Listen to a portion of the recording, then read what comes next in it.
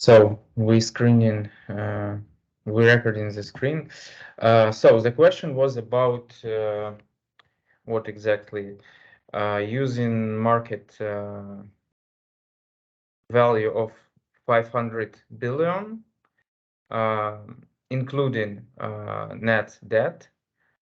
We found that Tesla right now is traded low on 40% lower than multiple of EBITDA. So what do you think here? Ну, давайте расскажу на русском, кому там потребуется, перейду на английский. В общем, в чем конкретно стоит вопрос? Что вот за мультипликатор, почему торгуется дешевле, да? Да. Вот в целом знакомы вообще с темой мультипликаторов? Мы с вами говорим, когда про оценку, мы с вами используем в основном DCF. Вот, он хорошо работает, особенно для компаний уже сильно развитых, устоявшихся. В общем, в целом, вполне себе хорошая модель для оценки. Но, естественно, это не единственное, и чаще всего используют одновременно несколько, и потом сравнивают, смотрят, в общем, где как что, да, то есть это такая как бы оценка, это все-таки, ну, больше, в общем, искусство, нежели наука.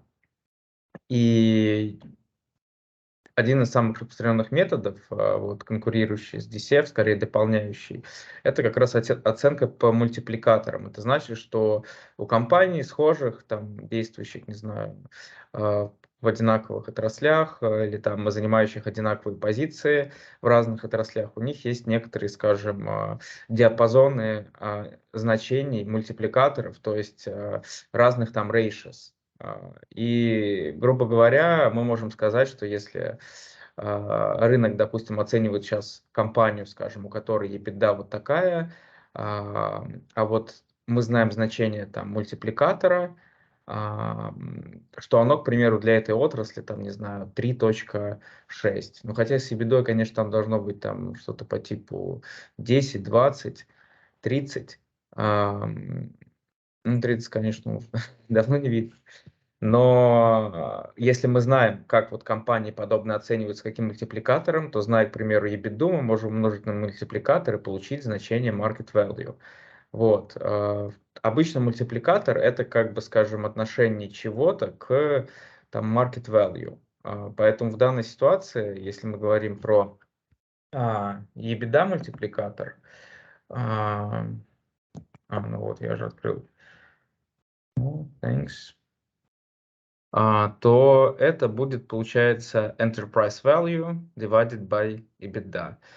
То есть, грубо говоря, enterprise value чем отличается, кстати, от market value?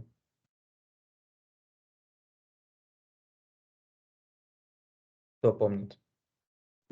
Ну, enterprise value – это то, сколько реально стоит, ну, в смысле, market value – это во сколько оценивают инвесторы, скажем так, компанию, как бы, enterprise value – это вот он рассчитано сейчас. Это book value. Enterprise value – это book value. Да. Ну, вообще, оба они на самом деле market. Вот. Book value – это book value. Это то, что вы видите в books. Based on books, на прямом учете. Вот. А market value, соответственно, это у нас есть актив, который продается на рынке, в данном случае цена акции. И мы можем сказать, что если вот у нас одна штучка по какой цене торгуется, а всего столько таких штучек, то вот это и есть market capitalization. Вот. И фишка просто в том, что когда мы так говорим, мы находим, по сути, market value of equity. Ну и это и будет, в принципе, market capitalization, market value of equity, там, но это не enterprise value. Почему? Потому что это не вся фирма, а это как бы только оценка акционерного собственного капитала. Но есть еще же заемный, правильно, и его обычно оценка рыночная, то есть обычно market value of equity, он отличается от book value of equity. И чаще всего, если компания хорошо работает, конечно, это выше, больше единицы соотношения. А с долгом обычно ситуация плюс-минус похожая, поэтому чаще всего говорят, что market value of debt equals book value of debt. Это, конечно же, зависит от того, какая у нас структура долга. Если у нас там какие-то, не знаю, облигации по большей части, то, конечно, они тоже меняют стоимость ежедневно, и можно найти как бы более точный market value of debt. Но если у вас просто какие-то кредиты там частные у банков, то value of debt совпадет. И поэтому, если мы возьмем market value of equity и market value of debt, то мы, по сути, получим enterprise value. Но там для некоторой, скажем, такой коррекции берут обычно, ну, во-первых, прибавляет еще, естественно, всякий minority interest. Вот они здесь. Что такое minority interest, кто скажет?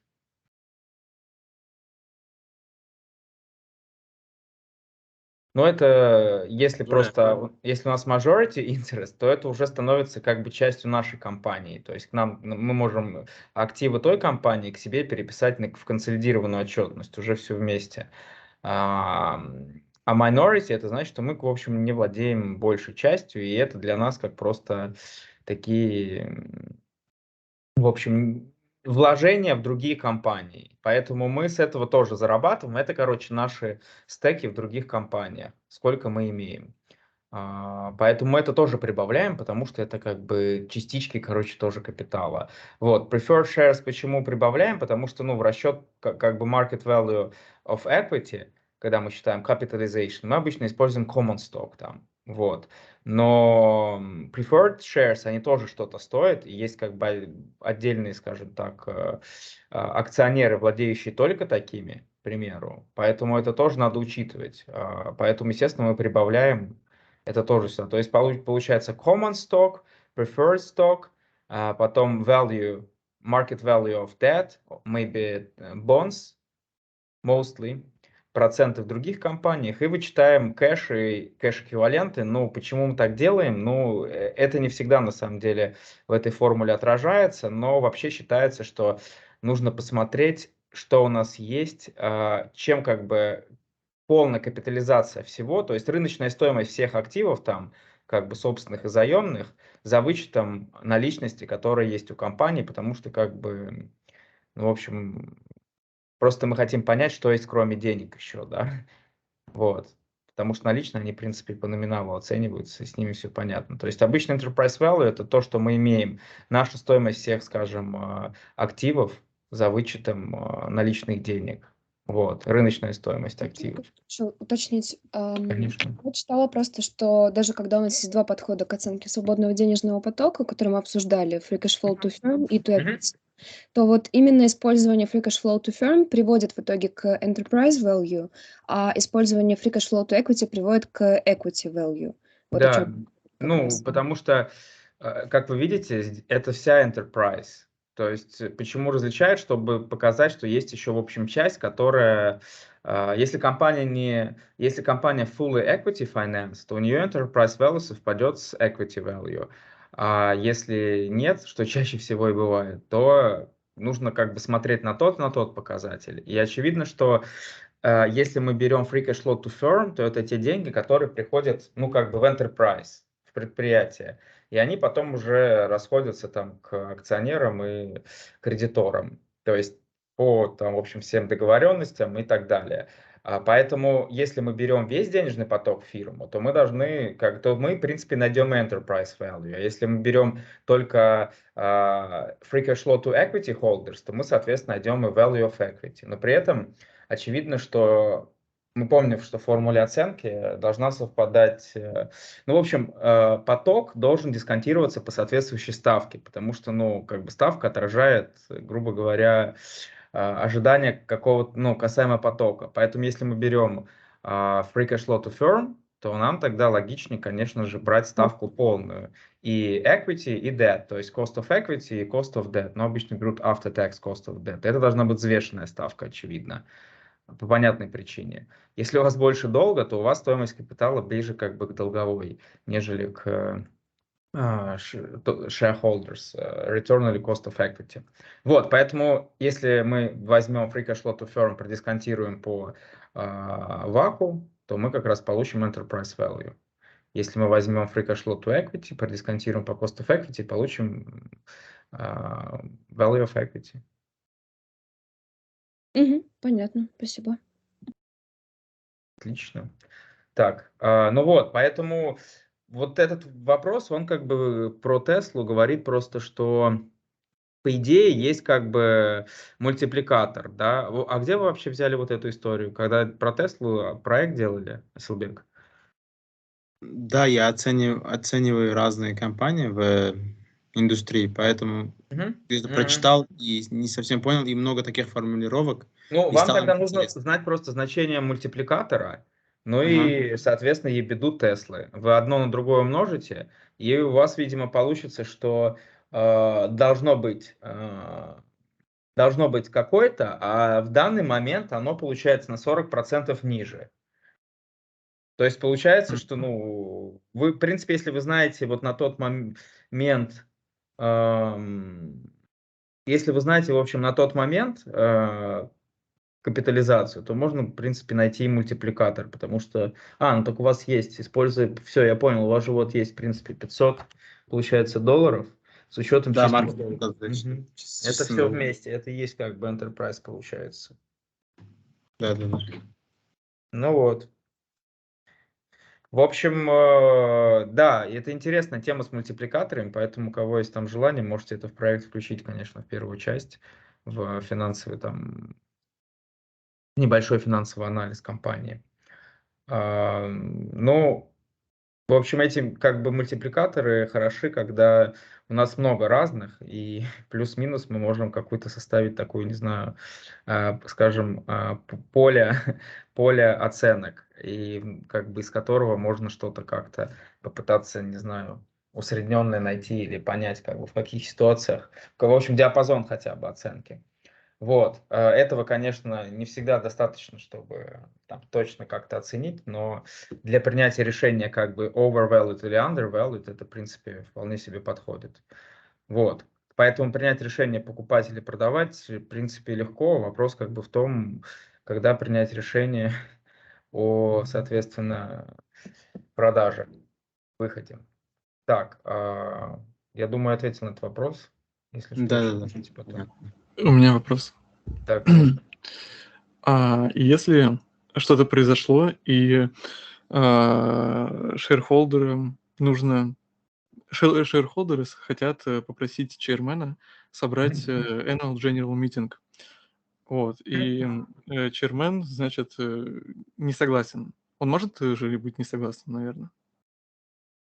Ну, честно говоря, я не думаю, что он может быть не согласен. Он ведь, я не уверен в этом на 100%, но по логике он же наемный работник. Если у вас есть право созывать, то вы можете им воспользоваться. Если у вас есть право, если у вас там, не знаю, в американской компании 2% акций, вы можете делать proposal, и он обязан их принять, и он обязан их как бы донести до борда.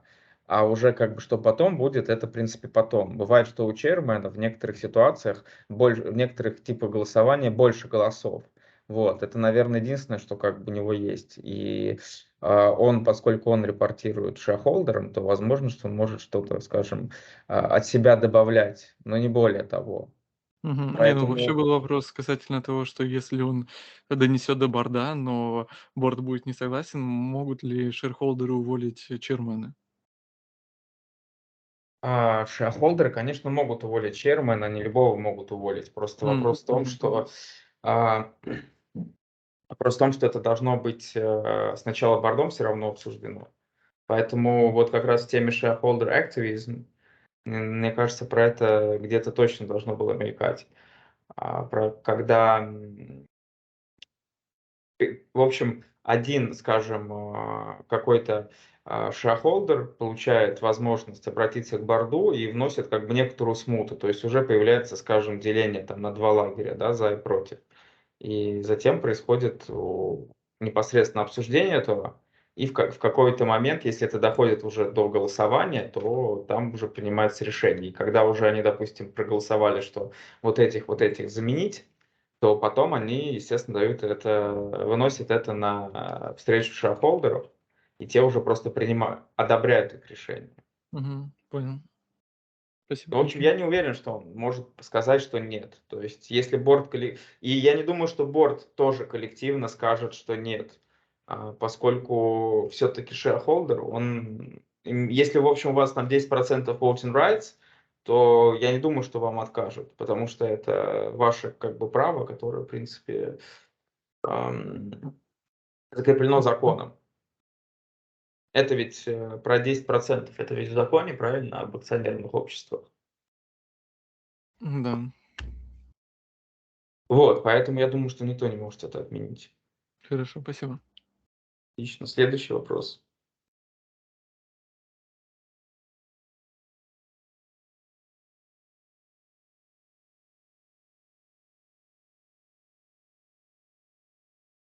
Я так понимаю, вопросов нет. Мы можем, попросить, я не знаю, может быть, другие имеют другое мнение, но хотелось бы как раз сегодня консультацию обзорную, чтобы мы посмотрели на тему. Может быть, вы скажете, на какие темы нам обратить больше внимания, повторить, и, чтобы мы имели представление уже ближе к экзамену дальше вычисления, потому что у кого-то они либо, получаются, а кому-то кто-то, может, вообще не хочет в этом разбираться, потому что, предмет довольно большой, и там много тем, в которых нет вычислений.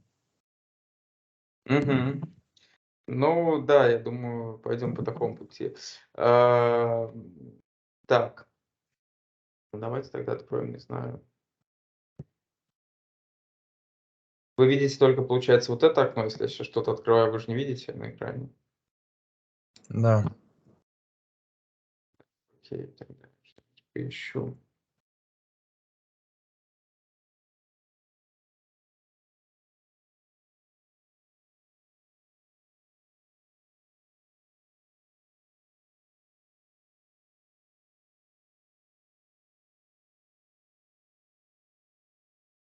Ну, во-первых, я, честно говоря, что-то не увидел здесь вообще никакой активности, да, что что меня удивило.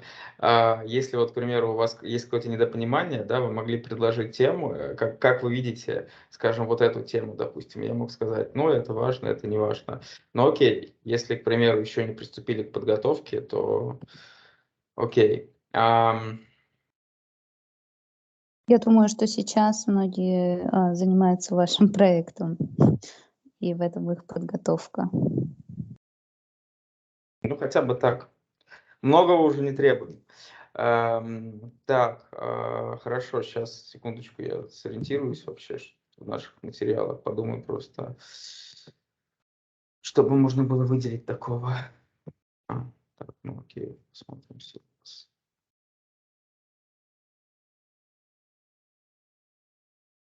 И я не знаю, только у меня не видно экран.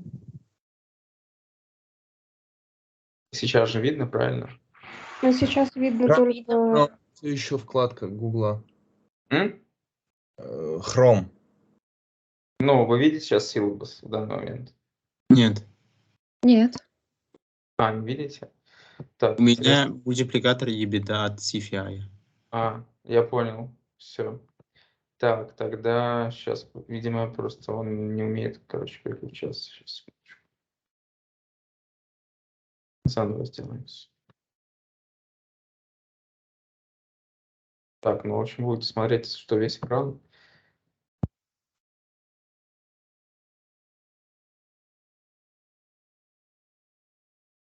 So, we can actually have a look at our syllabus, what's intended here.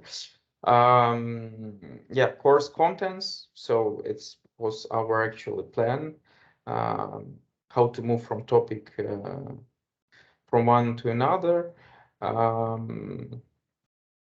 So that's it actually here. Yeah. Yeah, it's brief up here, so I will maybe clarify using our slides or something else. Yeah, let's maybe start from the syllabus and have a look at here. So first is what is corporate governance actually. We can do just like this.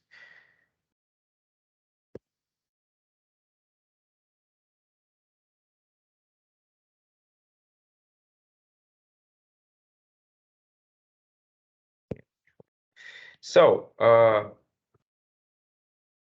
good. Okay.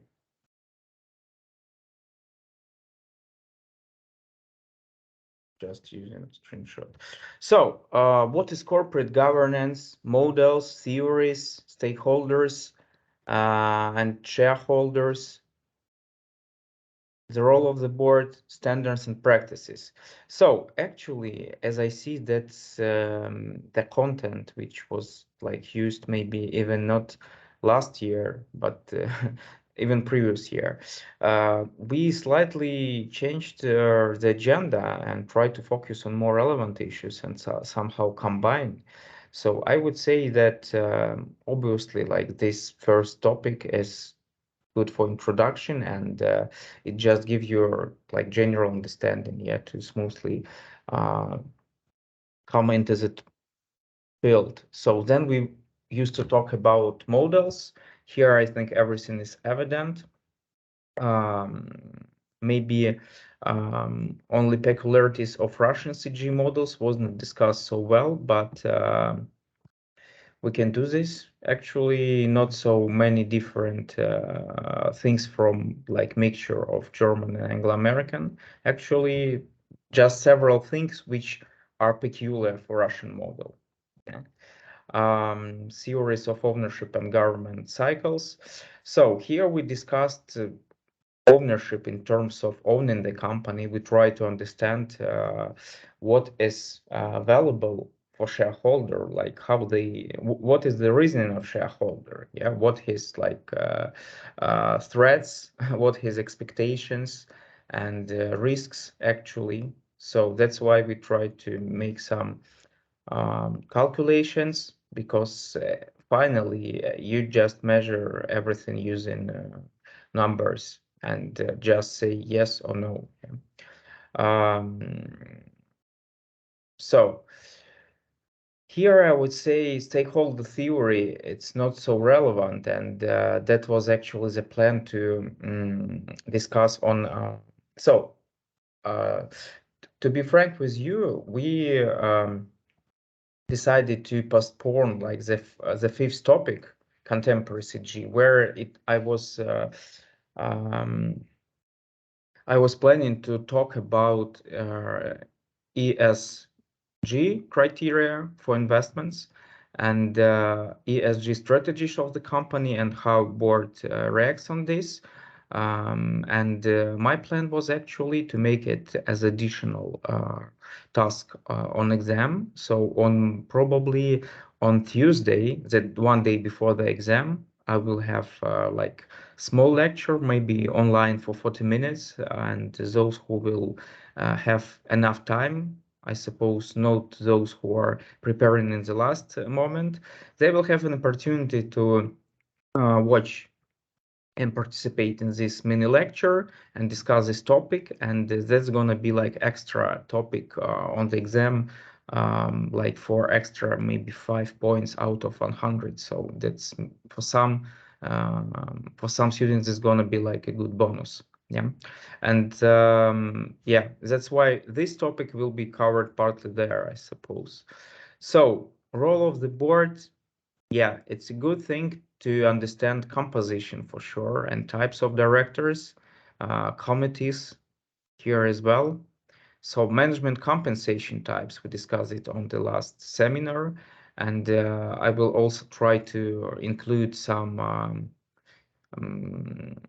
interesting practice, current practice from like top paid CEOs of the world, like mostly paid Russian CEOs, something like this. Yeah, I will just provide you with brief data, but in general, I suppose based on our seminar, you understand how compensation package looks like. So board composition and efficiency. So that's about like internal and external evaluation of the board, and composition that's partly is backed by diversity topic. So CG standards and practices. I would say here it's important to understand like legal framework for CG in like world and Russia, and these like three levels we discussed. laws at the base level, like just general and standard laws. They are pretty similar in many countries, but like on the next levels, we can find country level principles and recommendations and company level. So I suppose that's it, yeah. And inside of this topic, which I'm right now mentioning, I will make other clarifications for sure. So the idea actually of this document was like to make some, bullet points, scheme what's going outside here, like, I don't know, if it's intro to CG. So here you would like to say what is subtopic. Yeah, this is okay, subtopic, this is subtopic. Does not matter like the level of the composition. But if you have the list, like what's inside, 1, 2, 3, yeah, then I can say, you guys, this is more important. This is irrelevant actually, so try to focus on this here. So if you have this, how you feel, because I see the subject broader, yeah, and I don't actually understand how can I explain you like how I see these topics. That's why I ask you to show me how you consider these topics, and then I can say. So just try to, after consultation, contribute here. We have more than 300 people. You can do this for 5 minutes actually altogether. Okay, so, but that's not a good plan here because it's just very general, and it's, as I said, for maybe even not for previous year. So let's maybe have a look at our materials.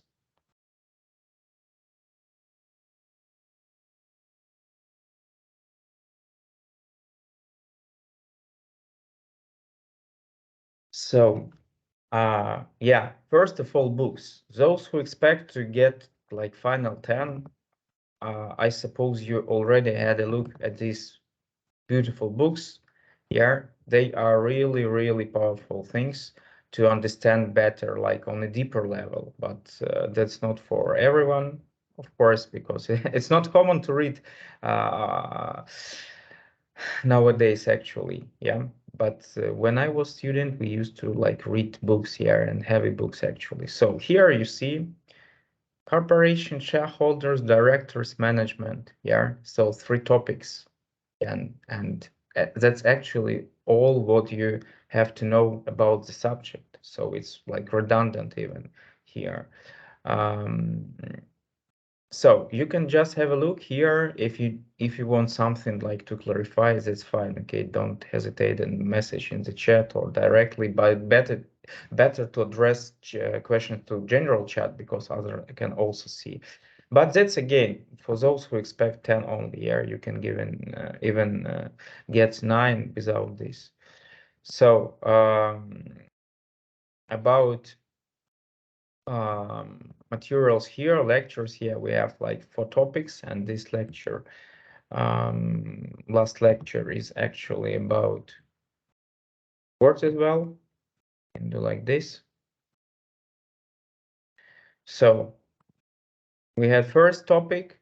It's just based on this lecture, and first quiz resembles this logic, and I can just go through slides.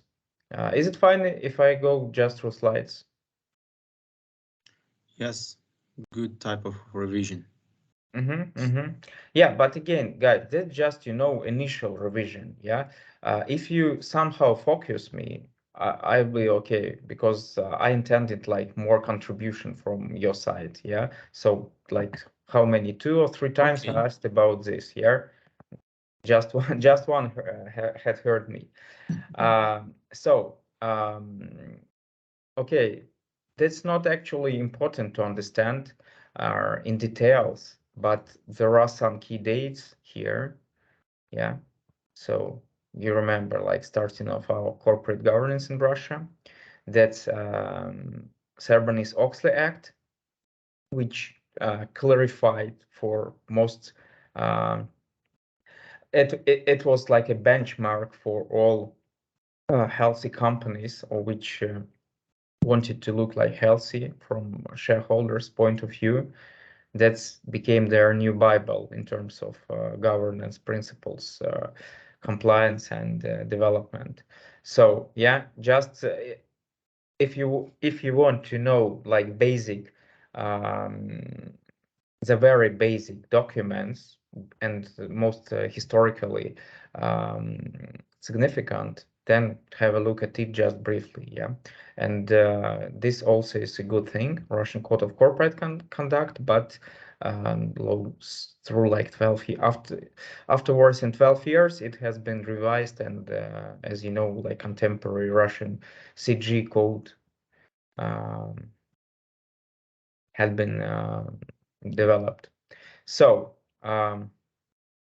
it's also a good thing when you know some examples, especially from your team projects, and when you can say about some CEOs, some chairmen, about some people who had some prominence in CG field. Yeah, when you provide an example of something, it's a good idea to say that there was a guy. It's not so important to mention in details, like even his name. You can just say like CEO of WorldCom and something about this. Yeah. So importance of CG, it's obvious. Yeah.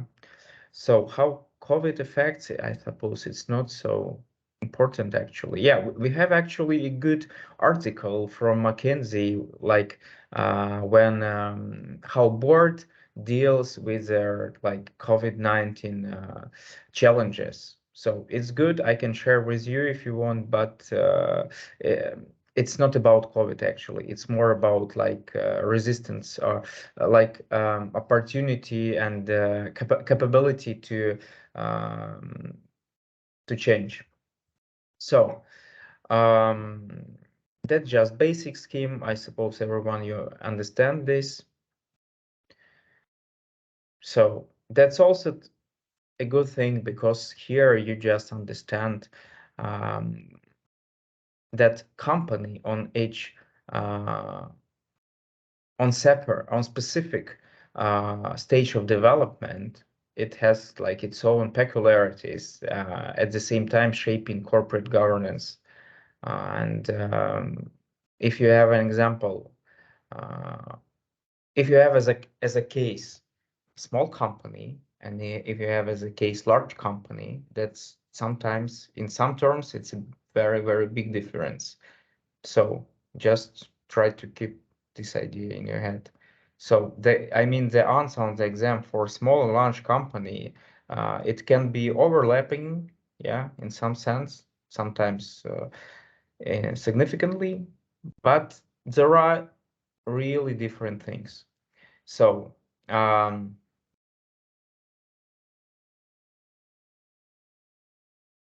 for pillars, of course, all you like this topic after the midterm. I suppose it's not so important to understand many differences here, just like idea that there is a limited, unlimited liability. So yeah, different forms. Partnership, we didn't discuss partnerships at all, but that's also a good thing. There are some like dividend accounting, specific dividend accounting here as well, because partnership, it's about like invest together and then distribute profits correspondingly to like your stakes. So it's also it's like a corporation, but with some differences. Excuse me. Mm-hmm. Do partners share losses too? So it depends on the type of the partnership. Some do, some not. But so it depends. So, but mostly they do not. Yeah, mostly they do. Mostly they do. Okay. Okay. So yeah, some core information about corporation. Just have a look and I don't know in Investopedia. Just type corporation. Yeah, just have a brief look for 3 minutes through this page and like understand that you understand that you understand what is corporation at all, and you can like differ corporation from partnership or from just small company. So. Yeah, I wouldn't say it's important to distinguish between those type. Yeah.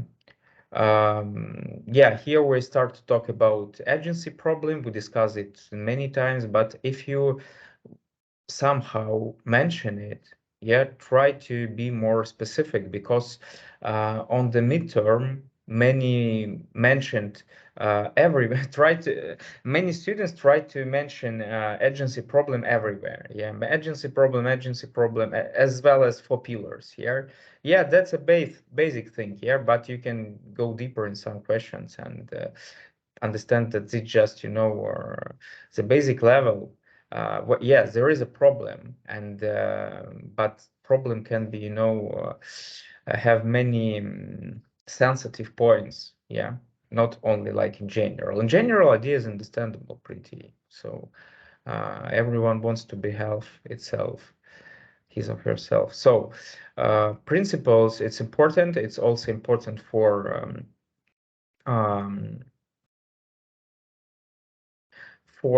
making some rationale for committees or CG development. Yeah, to describe why actually it's important to develop CG system, here it's some part of the answer. So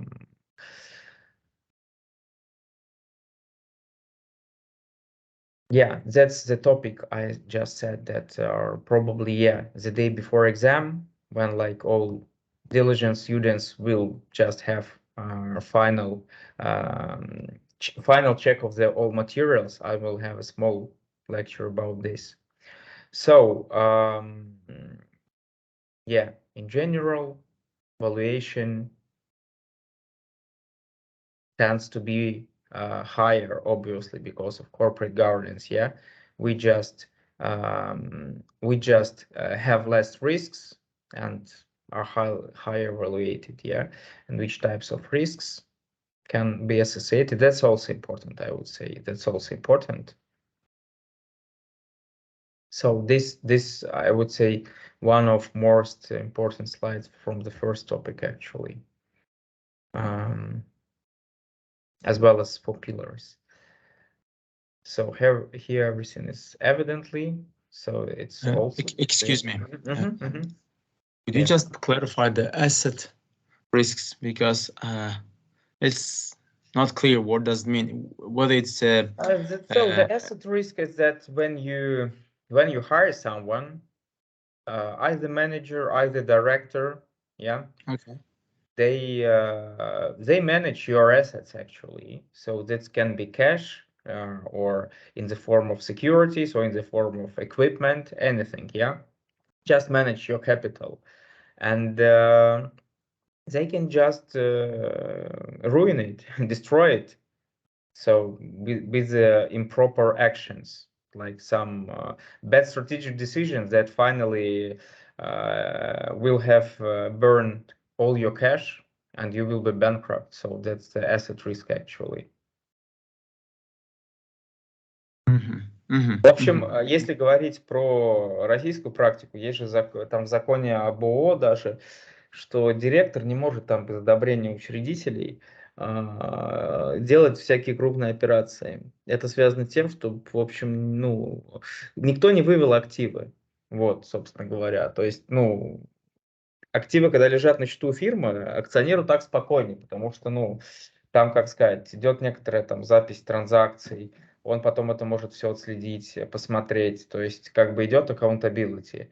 Вот. А если этого не происходит, или там дают подложную отчетность, то есть риск, что на бумаге будет у вас там, не знаю, скажем, здание какое-то, а по факту его нету. Вот это asset risk. Потерять, короче, актив из-за того, что просто его каким-то образом, в общем, не знаю, невыгодно там купили, нужно было, невыгодно перепродали там, и, в общем, вы с этого потеряли, или там, в общем, вы лишаете своих активов. Я думаю, это понятно. А liability risk это когда менеджеры самостоятельно решают, сколько у кого брать?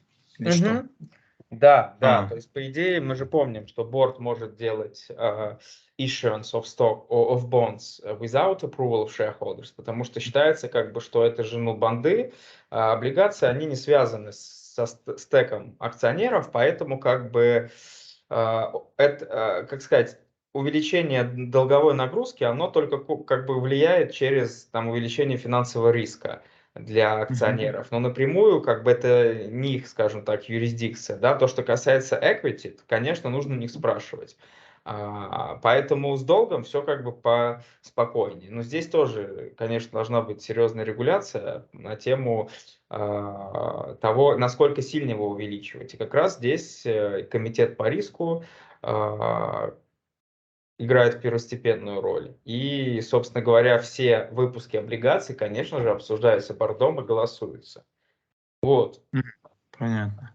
Спасибо. Ну и, соответственно, риск заключается в том, что ваши фирмы, вы акционер, вашей фирмой управляет менеджер, ну и в какой-то момент вы понимаете, что у вас там, не знаю, были проблемы, менеджер там взял, не знаю, вы вложили 10 миллионов, он взял еще там 5 миллионов долга. И вы понимаете, что в случае чего у вас просто эти 5 миллионов как бы по факту ваших вложенных заберут. Потому что, в общем, короче, смысл в том, что когда берется долг, то это сразу же минусует деньги шеохолдеров, в случае чего. Понятно. Спасибо. Можно про asset risk вопрос? До 100 тысяч рублей, про российский. Реалий. Это значит, что в случае какого-то конфликта интересов, условно, соучредитель может как-то не подать в суд, я не знаю, осветить момент, что там вот эта вот операция была проведена без его одобрения. Как это фиксируется? 100 тысяч рублей – это же очень маленькая сумма, в принципе. Ну да. Как это возможно? Слушайте, обычно все решается с помощью просто доверенности. То есть ты изначально, даешь директору дополнительные полномочия, делаешь приказы, которые внутрифирменные, которые расширяют его полномочия. И у него появляется возможность сделать то, что как бы по уставу не было оговорено. И, соответственно, если у него есть на это полномочия, тобой заверенные, как там, если собрание учредителей одобрило, принял на каком-то, что он может там расширить его полномочия, то он просто это делает. То есть чаще всего это происходит таким образом. Да, спасибо.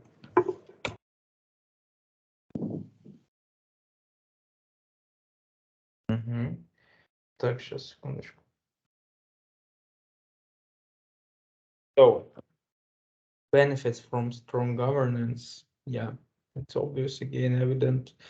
Why does, so corporate, so here is just general idea why it's important. I would maybe just try to Google some materials, just like read something, what to understand about what you could on your own understand about this field. Maybe some interesting materials you will find. So from my standpoint, here, if you read slides, you can just understand this idea more than enough, but it's a good thing to provide some examples. So these examples maybe can be referred to your team projects, just to show when collapses of companies affect even governments and even populations of some countries, and like we remember in Brazil, and so just, I think here everything is evident. And by the way, when you're asking on the exam, midterm or final, it's not wise actually to cite our slides. because here it's just, very condensed information. If you just know the condensed information, it means more likely you don't know which is behind it. So that's why you can try to say the same things, but in different words, and to expand it by some other external materials. So that's just my decision, because I saw many answers, and when I read I just, oh, okay, that's just copy paste from these slides and slightly paraphrased. Yeah. So, but try to, if you want to have a look in the slide somewhere, just try to read it somehow. How to say? Rethink it in your mind, and then just like put your reasoning on the paper. That's it. Yeah. And about additional materials, yeah, we're gonna finish, and yeah, I show what we can say about additional materials here. Here we had some examples of what that's about Uber IPO, because in the first seminar I tried to explain you the importance of that's about Uber deals, good examples, just to show you that for any startup, before it becomes corporation, before it becomes public company, there are several steps. Sometimes they are a dozen, as in Uber case. And on each level, corporate governance matters, and the further you go, the more it's emphasized. Yeah. So if it's small startup, that's more than enough. Have just advisory board, and but if you are somewhere on pre-IPO, so it's a good thing to form a more traditional for your local environment, the structure and composition. So here you also see Sarbanes-Oxley Act. I suppose I already mentioned it today. Yeah, it has actually many sections, of course. Yeah, because it's powerful thing. But still, if you see inside here, everything is pretty that's just mostly principles, and they are very generalized. Yeah, but still it's a good thing to understand what's inside, because some role splits are described here. What are requirements for auditors, some corporate responsibility, like disclosure of conflicts of interests, and so, but again, just have a look, just have an impression. It's not so important. Just keep in mind that was very prominent document which started contemporary stage of our subject. So that's again about that's article about compliance with Russian CG, but it's it's mostly based on the document from central bank, which we were looking at on the last one of the last seminars, and here they just remind there are some principles related to several sections, and they are formed in several sections, and for instance, first section is related to board.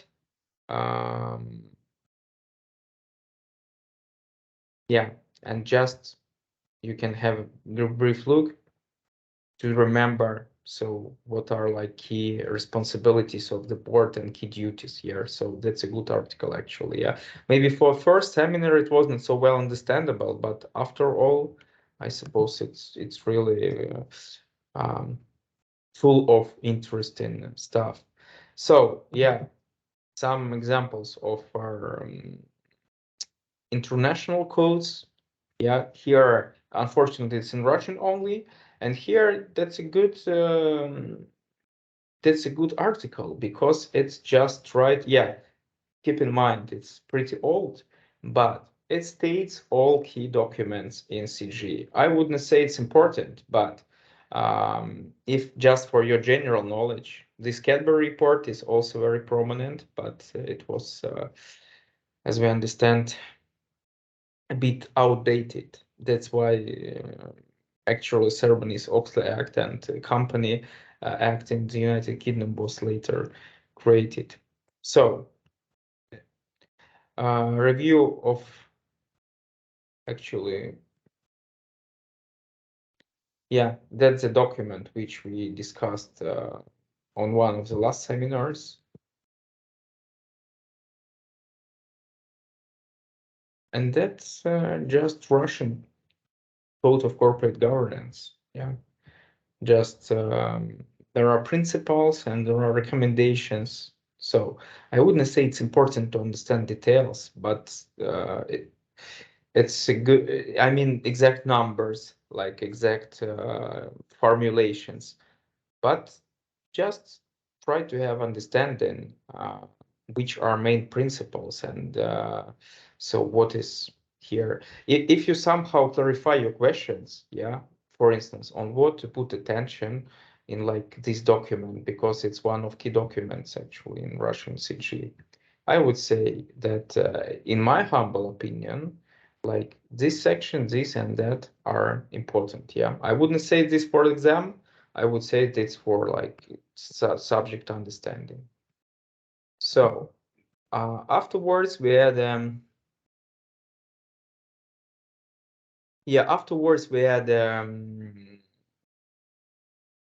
corporate governance game about conflicts of interest. You have also some videos in YouTube playlist. So just here we have, first of all, we have here a good report about Russian index of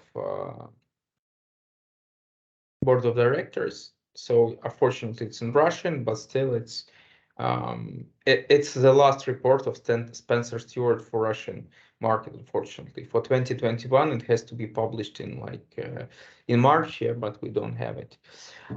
So here is the data I would say is the most reliable as for me, yeah, because they tried to do this like in accordance with their methodology, and so this data can be easily compared to other boards data if you want to say something.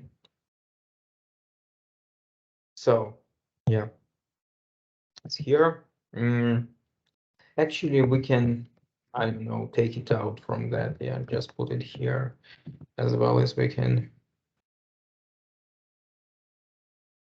take it out here as well. Don't like to avoid the application. Maybe it's better to use it in this topic. So that was like, initially it was planned just for like brief overview and later more detailed closer to this time. So then we had models here. I suppose all articles are evident for us, and their lecture was also I suppose well understandable, because we were talking about 2 lectures about models, and we had also homework intended to it. And if you would ask me what's important to mention about the differences, I would say that you have really good articles here, and there are some tables which try to compare, yeah, and here I think all information which is required. And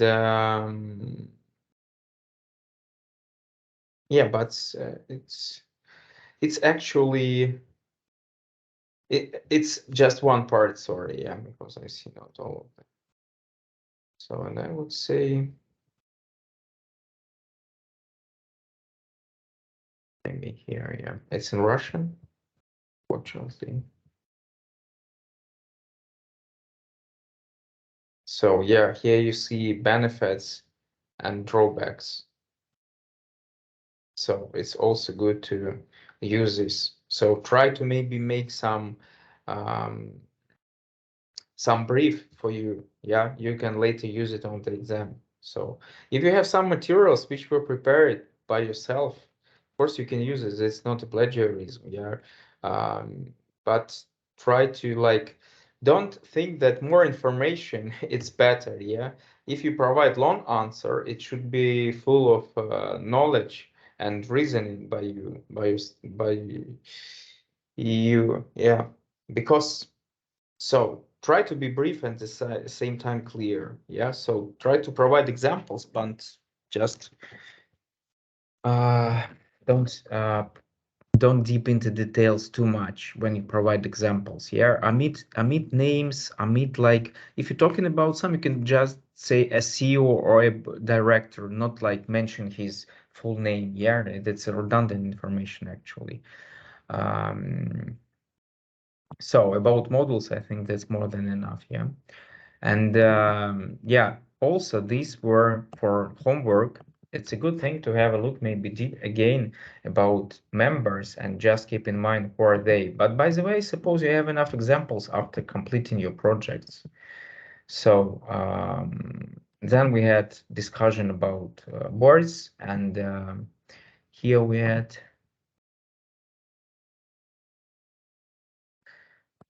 let's have a look here. So each model, specifics, model. About regulatory framework, I would say that it's good maybe to know about Security Exchange Commission, and just keep in mind that all regulations for like largest companies, because more likely they're traded in the US or American shareholders invest in it, they are followed and complied with SEC regulation and standards. So, but still, it's not so required to understand it in many details. Yeah, just understand their role of this commission. Yeah, how they protect, like for instance, you as a shareholder. So, and you also should get to know this after completing your individual projects. So disclosure requirements, that's, yeah, we have here examples of disclosure requirements, and American and continental model, Japanese, but I wouldn't say it's so relevant actually. You should understand that the American, just which model requires higher disclosure requirements, and in which maybe aspects. So that's it. Like don't cite all of this. Yeah, if you have a question, just try to basically think that this model requires like high disclosure in relation to that model, and because like American companies related by SEC requires you to like show all large shareholders for sure. Yeah, but for instance, Japanese model doesn't require it. So, but again, it's for those who like want to get the highest grade for sure. Yeah, here is a good thing again about just to come back from our lecture where we discussed like what board can do without shareholders. So that's like another one remembering.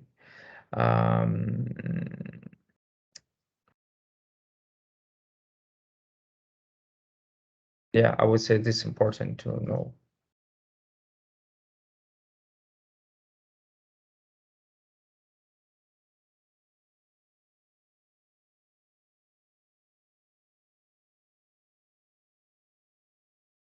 Yeah, again, when you also is asked on the exam about models, and if there is a company, you have to say which model it follows.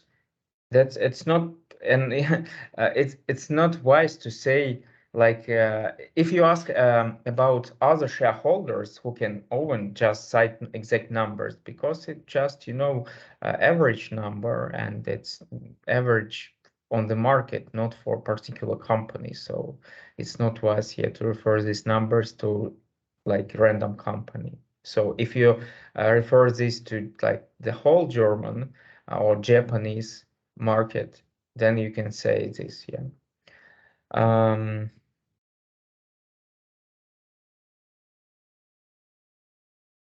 Yeah, here I suppose good information is like to understand better supervisory board, because it's like similar to which we have in Russia, in Russian companies, наблюдательный совет, and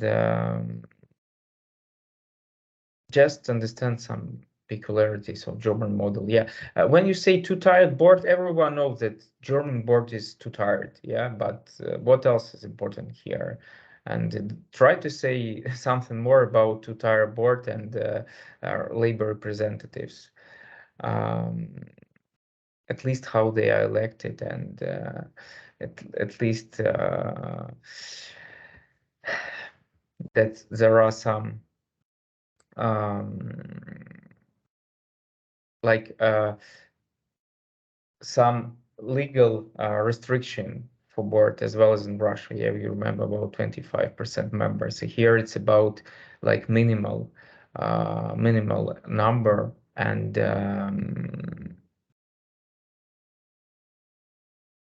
yeah. So Actually, can I ask you something? Could you please sure. clarify, or maybe provide with some helpful sources where can we find differences between German and continental model?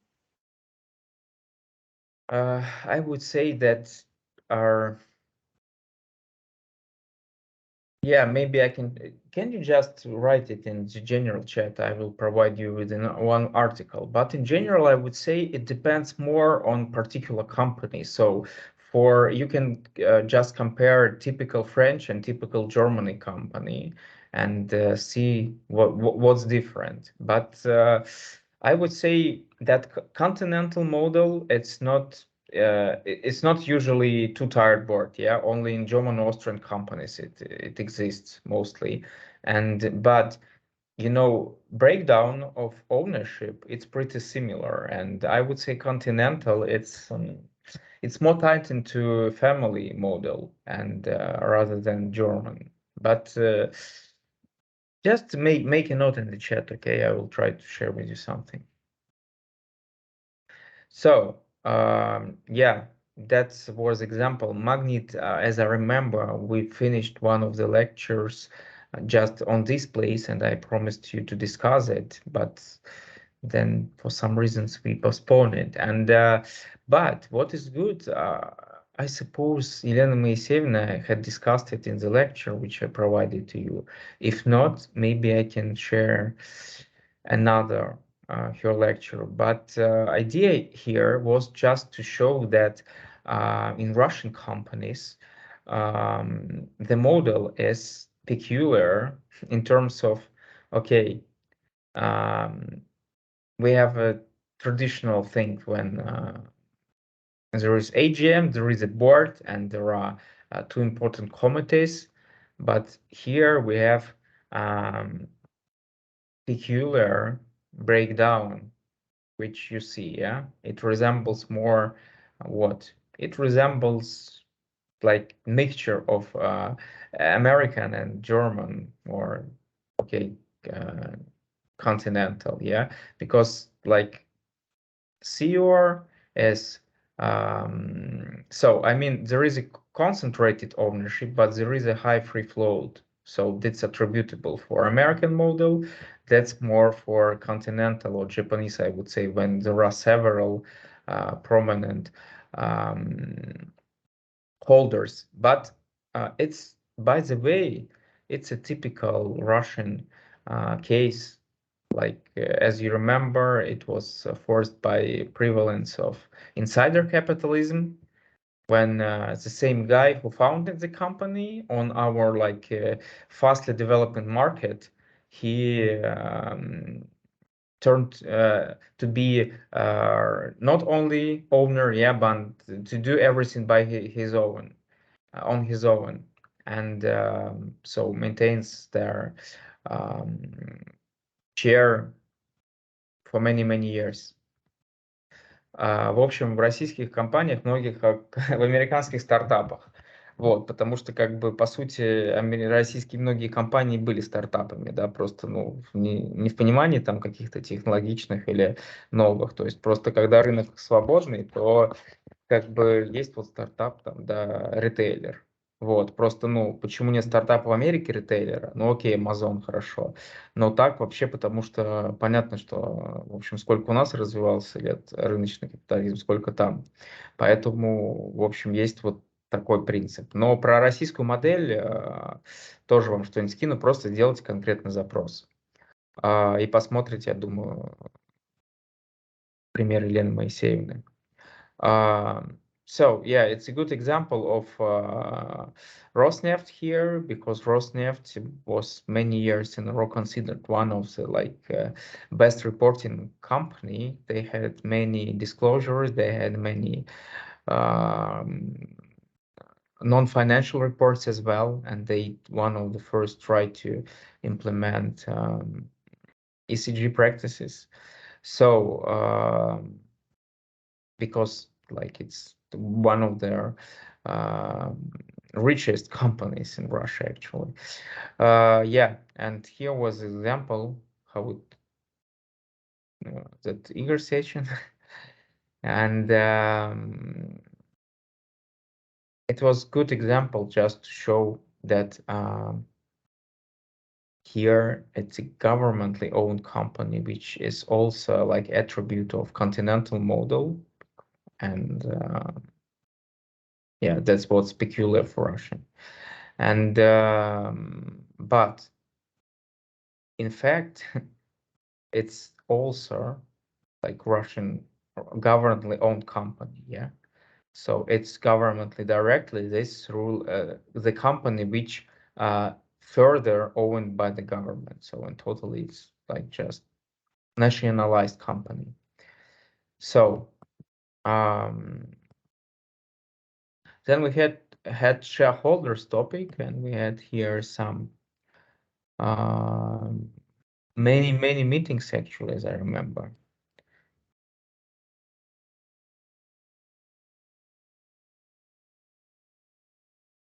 Yeah, that's a famous article by HBR. What good are shareholders here? So idea of shareholder capitalism and stakeholder partly discussed, and I would recommend you to have a look at it just to understand shareholders better. Yeah, but it's not so important again for exam, but I would recommend it still. So just a moment. What is the first? That's what's later. It is. Yeah, so here we try to somehow move from our last year's agenda and focused on more relevant for shareholders topic issues. Try to condense it at the same time, like to spot most relevant details. So it's good to understand, of course, how companies financed. Yeah, by which means exactly, and so what are advantages, disadvantages.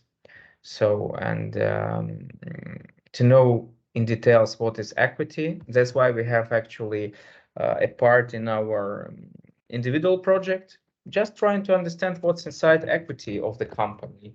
Just have a look at it here. Just try to understand each line and ask yourself questions. Try to Google, try to ask in the chat, discuss. So because it can be sometimes baffling because of different forms of representation and sometimes titles, but still, and by the way, accounting standards like GDP, IFRS, but still, so here, I suppose everything is pretty evident. Yeah, we just, for simplicity, we don't use preferred shares in our course, but that's fine.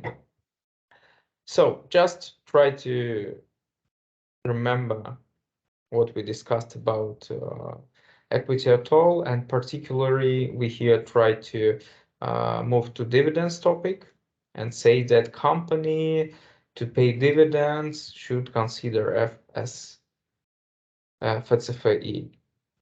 So here a lot of information from just Investopedia with really generalized explanation. So use this resource widely, and I suppose it's going to help you.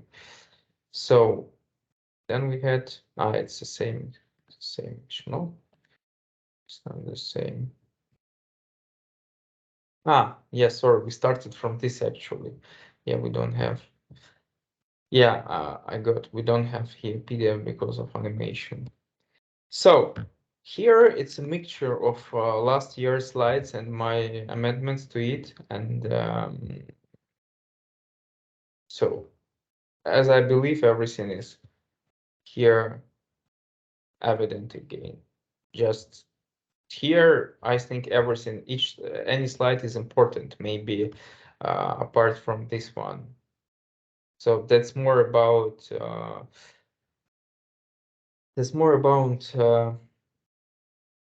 scholars' view on dividend theory, and so it's some very scholar stuff. So just maybe commit it, because to be frank, to follow to satisfy this hypothesis, there are many conditions, and I would say it's good to understand the basics, but in our case it's irrelevant here. As it said here, dividend policy is irrelevant when you don't pay taxes, but you usually pay taxes. Yeah. So, but if you're interested about this, just ask it in the chat. I will tell you. Like, it's Modigliani Miller. It's they had several theorems related to dividend payments, related to capital structure, and yeah, well-known famous scholars. So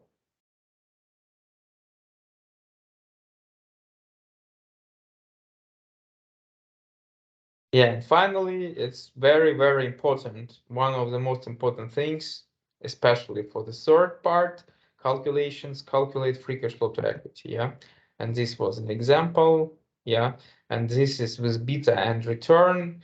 We're not going to use CAPM on the exam because we once used it, discussed it, that's enough. Yeah. Because it's the model which actually works not so well. And I wouldn't use it. Like, for this reason, maybe to use something else here. That's just the risk return model, and I would be happy if we use some other proxies for riskiness. So, and finally, we finish the topic with this.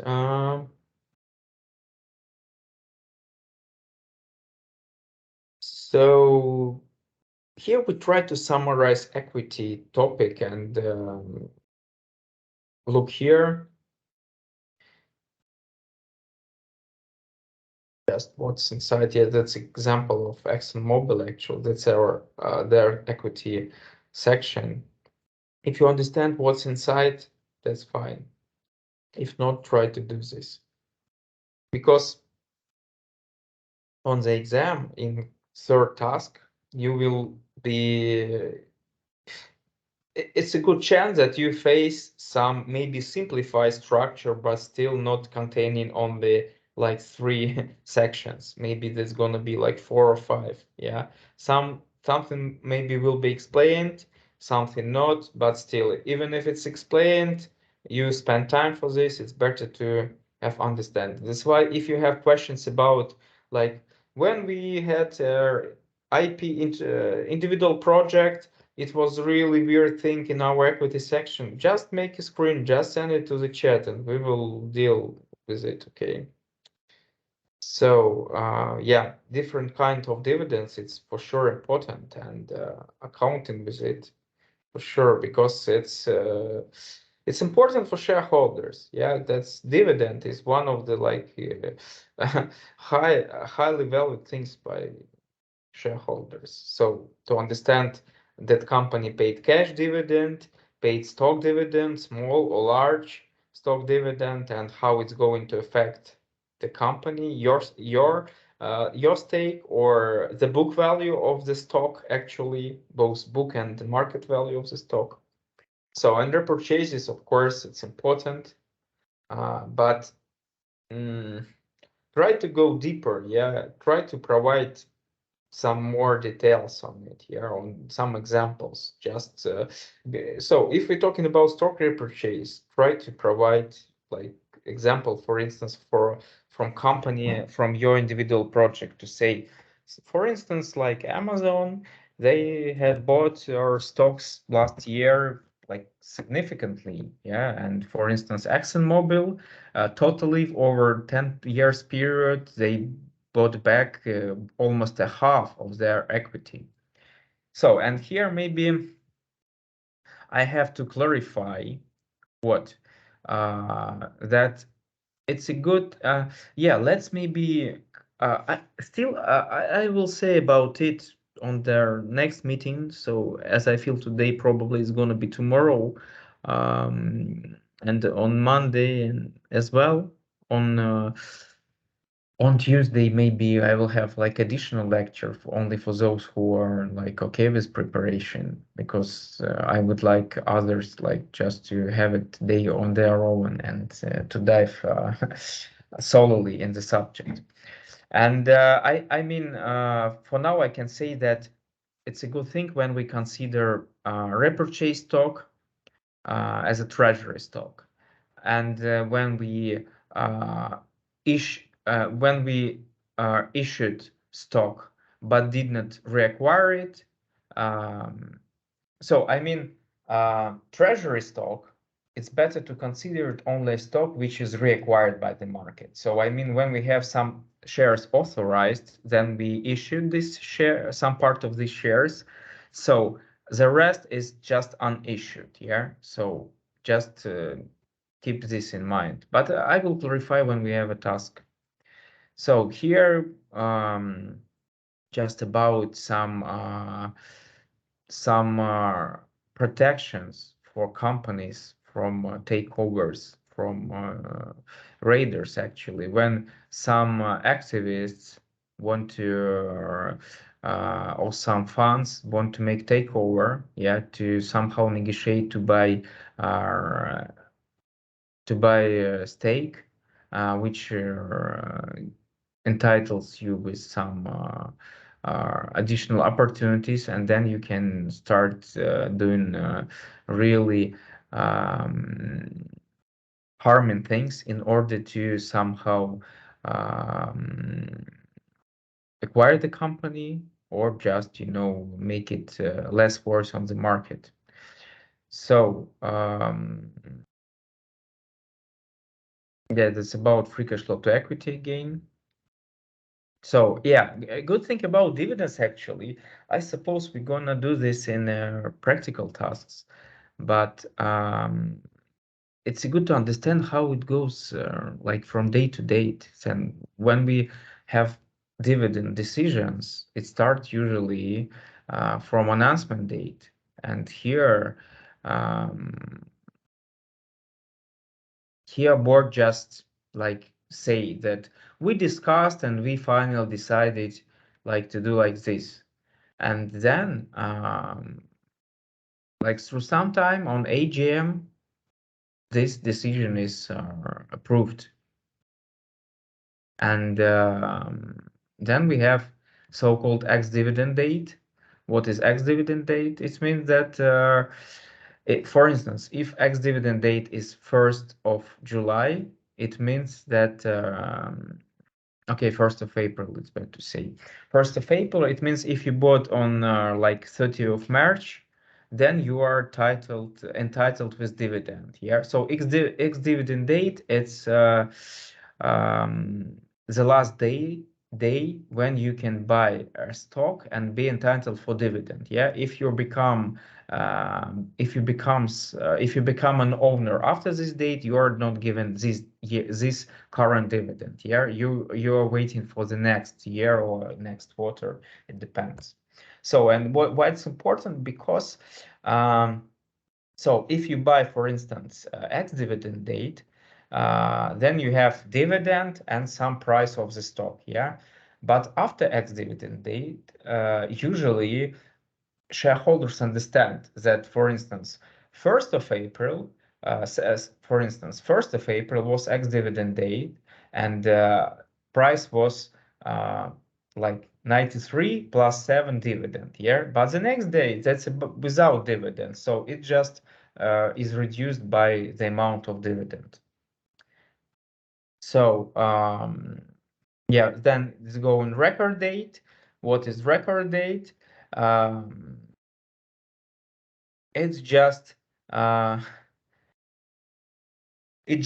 actually when company records an obligation.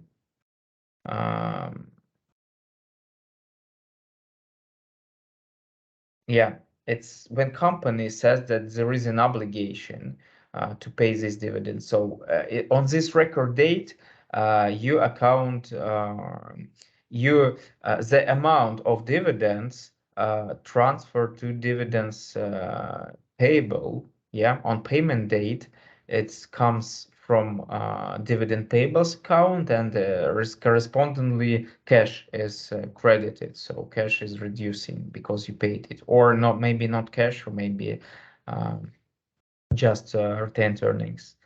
So yeah, here are some. Maybe I should share with you this video, because these are excerpts from the video.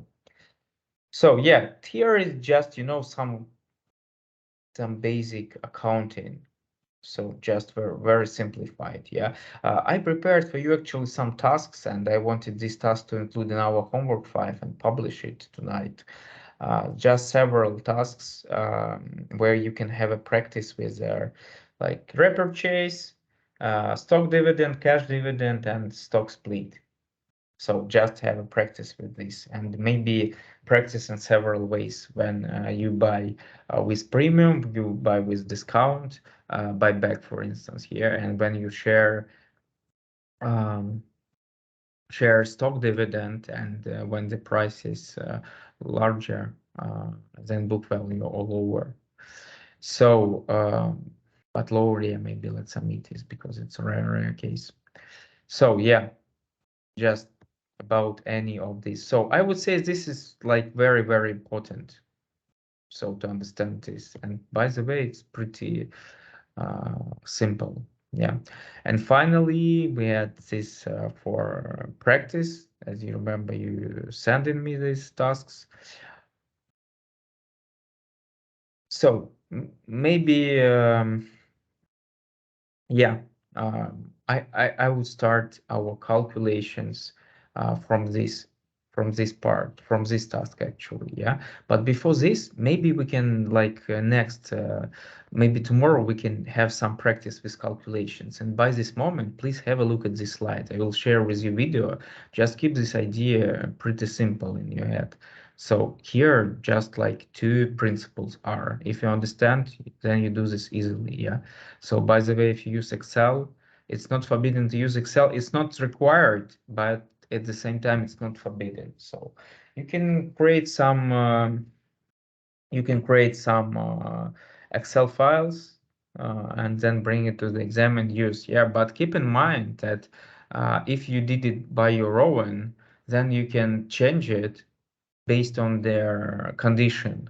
Yeah, so if you just blindly put the numbers from the task in someone's Excel and then tell me the answer, I won't be happy with this. Yeah, I would like to see Excel as a tool, not like as a solver.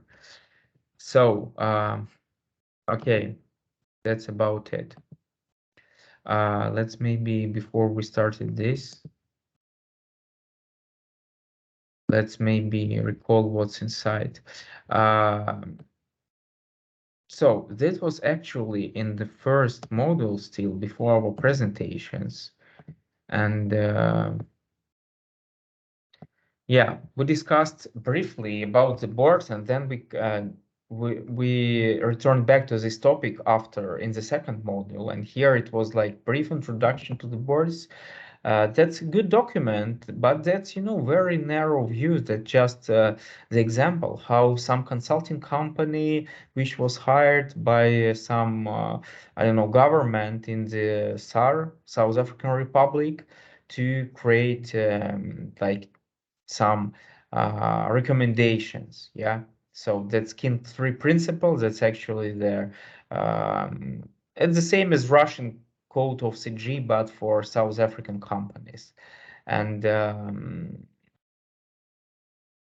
yeah, they just here talk about committees, yeah, basic information, but still you can just Google it and or ask me for some additional good resources about committees. So that's, but I would say it's very important to know about committees. Just if you're talking, for instance, that board should possess audit committee.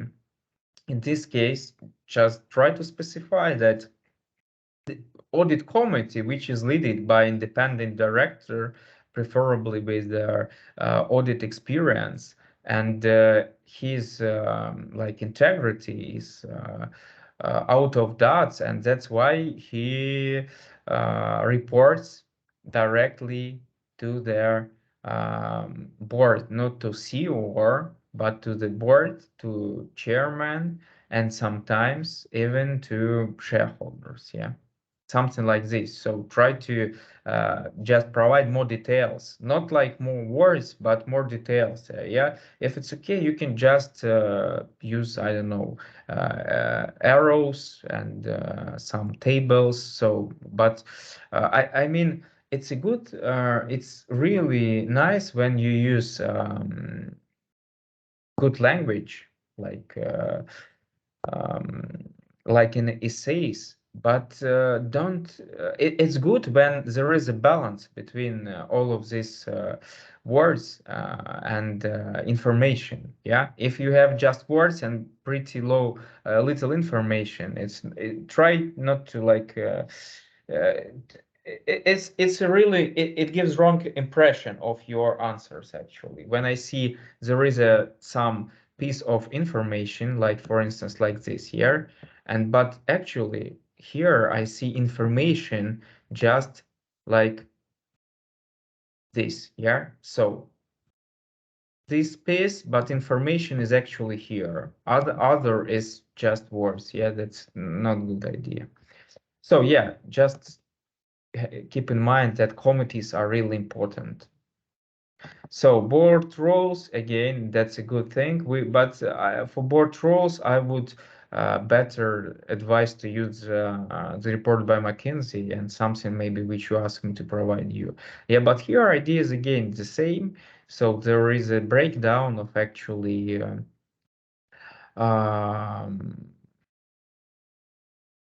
some board board activities, what they do. Yeah, they try to track performance, strategy, governance, talent acquisition and retention, integrity together with reporting. Yeah, and so it's a good thing, but just to have it like additional impression about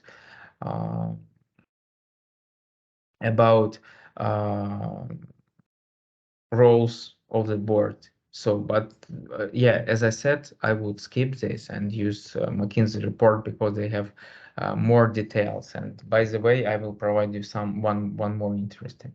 So that's about reports in Japan.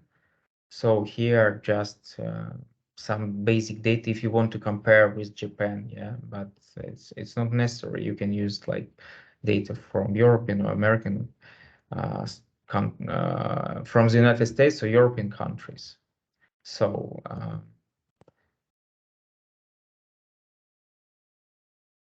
here I provided you some documents. For instance, board minutes. It's actually like it's for non-profits. So because usually non-profits, they have much information which is publicly available. And here you see the minutes. Yeah, minutes, it's just a script, actually. It's just agenda and document which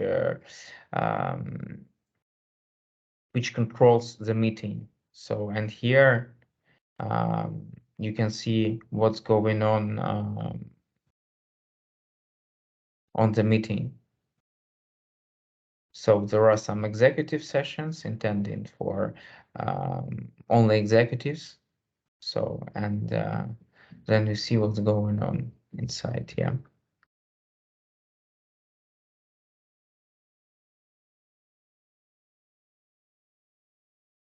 That's actually New York State, as I remember, recommending governance practices. So again, that's something which board source. It's a good site, actually. I like it. Here, maybe you find something interesting which is related to practice, governance practice, and what actually, in other words, what board should pay attention to.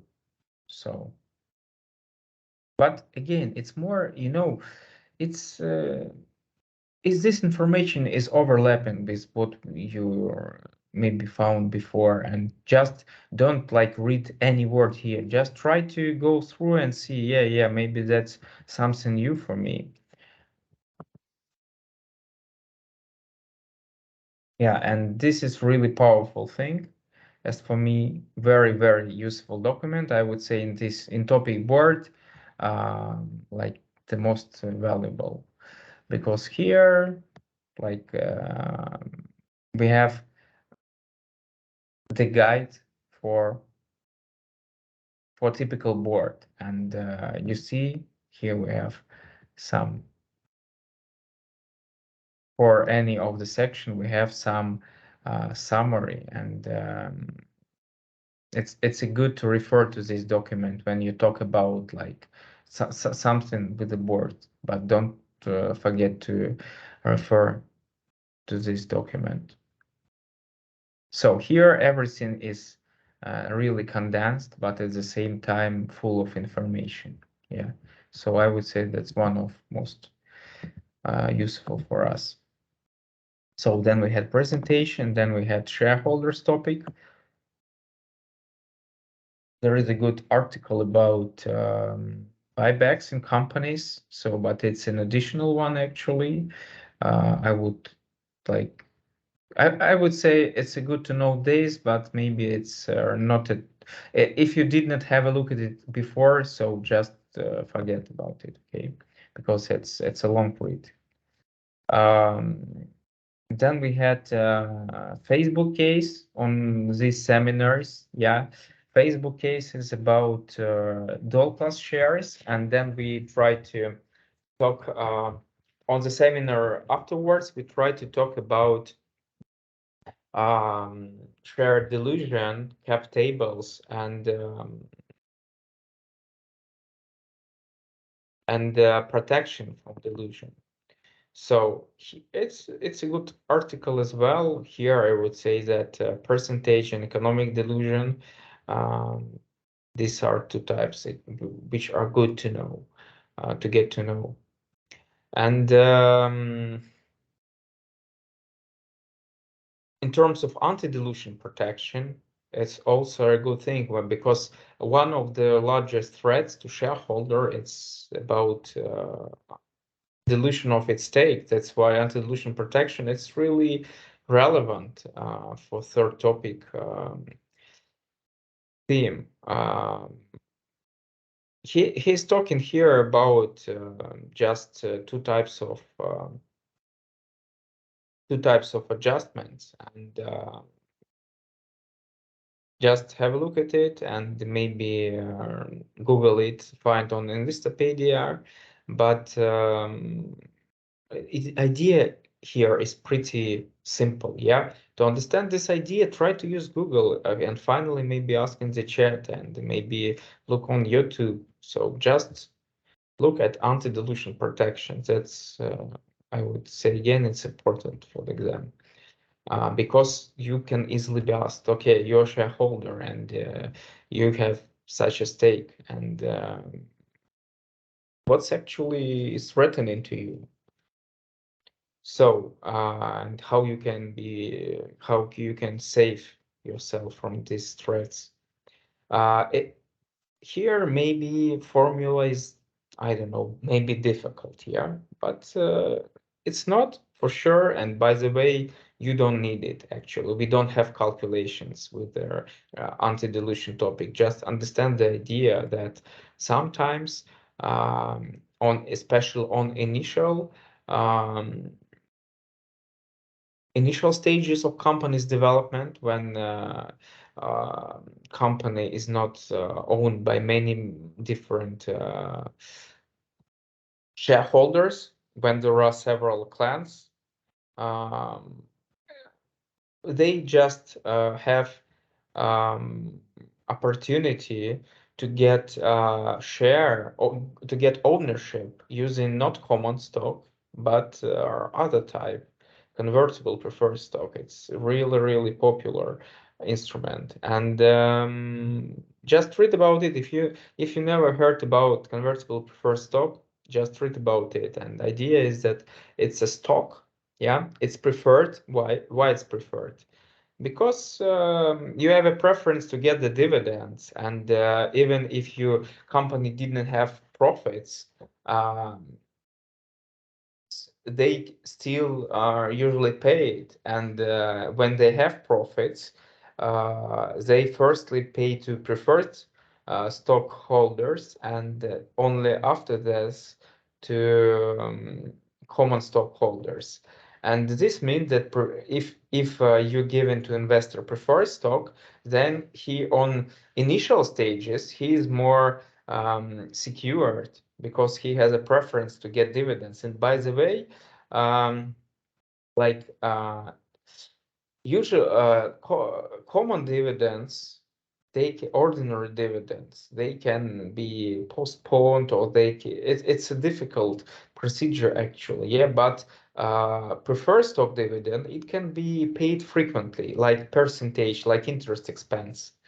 Yeah, but what is good here, that it's convertible stock. It's actually can be converted in common stock, for instance, on the day before like next round of investments.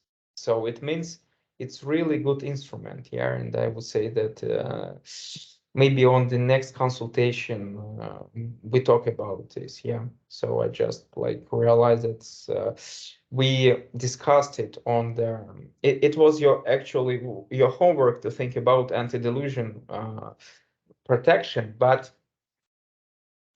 as I remember, like nobody put attention to that. So yeah, that's it with this. Yeah, here you just have again some articles with stock dividends, some examples here. As for me, it's one of the most understandable articles, but you have also many videos related to equity accounting in our YouTube playlist, around 10. Some of them are 2-3 minutes, so just have a look, find time to have a practice. As for me, if you pretend to get like good grade, good or excellent, calculations are required. Yeah, if I see that someone just omitted calculations part, then I feel that maybe I was ineffective in doing my job and teaching. So because believe me, so to get like even 30-40% of total points for part 3, it's easy. Yeah, just you can start doing some simple basic calculations, and then you can stop. Yeah, but if you expect higher grade, you can continue and solve the task before the end. I mean, problem will require like several types of calculations, and like 1 or 2 calculations will be pretty simple, just multiply and subtract numbers, but you should understand what to do. So, and easy points as for me. Yeah, so I mean, inside of part 3 there's gonna be one tasks, but these tasks will require like several steps, and like first and second steps will be really easiest for me. So and about Facebook case, yeah, we had just here discussion about wedge and disparity between ownership and control when you have small economic ownership but large control, as in this case. So it's not actually good practice, and it's example of the risk which potential shareholders can face. Yeah, and it means that actually dual class shares is not a solution, yeah, for founders. Yeah, but what is solution? Just try to think about it. Yeah, I already showed you about convertible preferences, so that's actually the solution mostly. Okay, and finally we had last topic, word.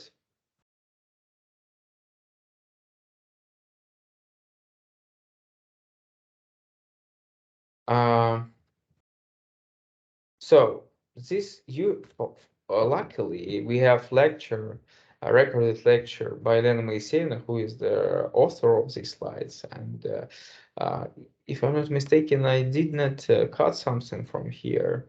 I did not add, by the way. So yeah, you can just have a look at the presentation again, and this one hour lecture by her. And I suppose that after this, after learning this topic, you just have to understand what is a board, how it looks exactly from many standpoints, what are the activities of the board, and which people should be in the board, who can be there, and who should be there, and what is like protection of shareholders based on like board's duties. So how board actually protect the interest of shareholders, and just try to find these answers. And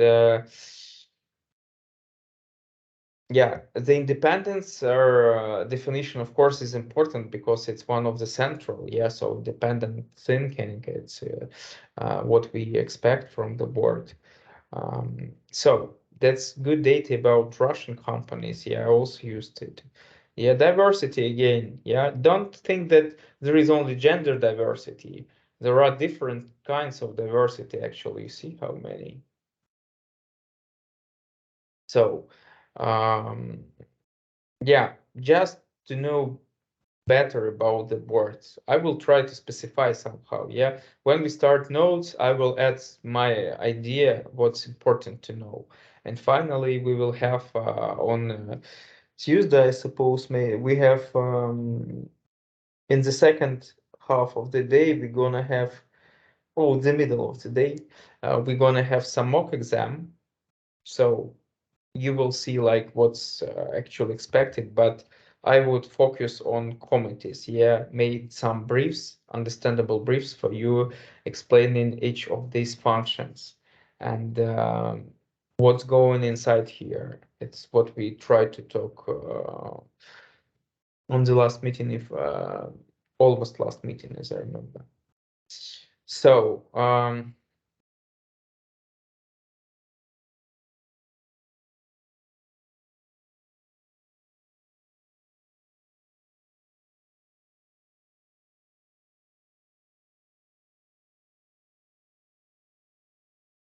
Yeah, and good again about here we see motivation for directors. So that's the last topic.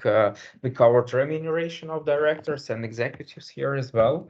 And as I promised, I will provide you with some more like examples.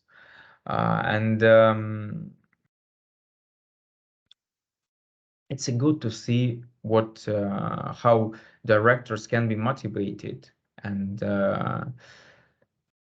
because motivation is a central issue in like doing business. And about this, I think I will share with you something, yeah, to get more understanding. That's exactly what we discussed on the last seminar about employee stock options and restricted shares. So what else here?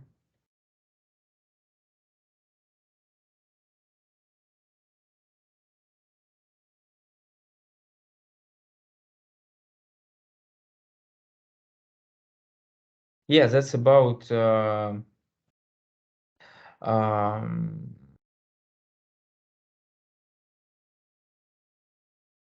that's about disclosures actually, yeah, because voting it's not a public information, yeah, but it's disclosed when as I provide an example, when there are bad things, when bad things happen, then who voted for these harmful actions for the company, who violated fiduciary duties, they are usually somehow penalized. So I suppose here everything is not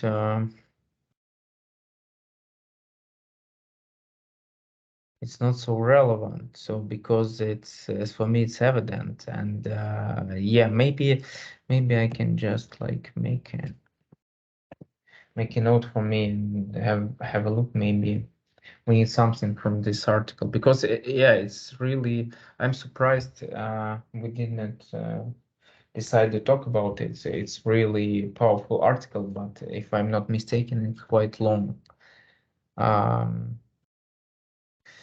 So yeah, it's good here that we try to somehow formalize interaction between shareholders and managers, and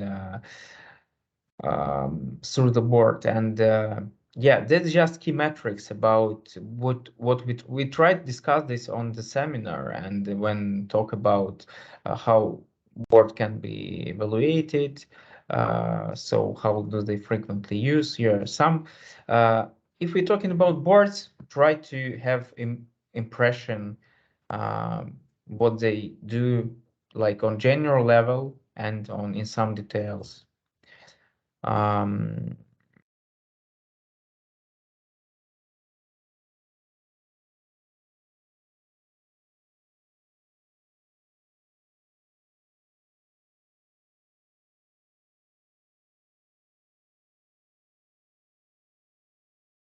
Maybe it's a good thing if I provide some maybe yeah, if I list something which is relevant from here, because here just yeah,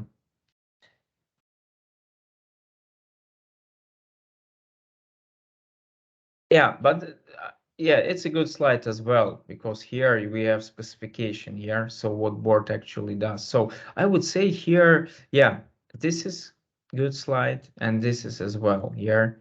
That's because before here everything I see was so just formal. So here the core ideas I presented here. So I would say these slides are important, this and this. So it's a good summary, yeah. And this also is relevant, because here you have example what they actually discuss and control, yeah.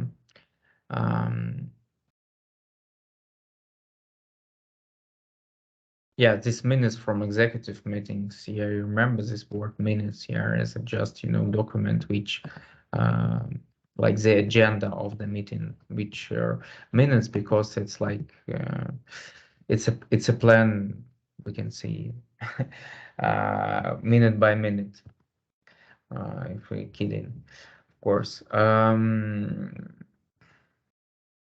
It's a good, interesting fact that board operates with information about satisfaction of key stakeholders.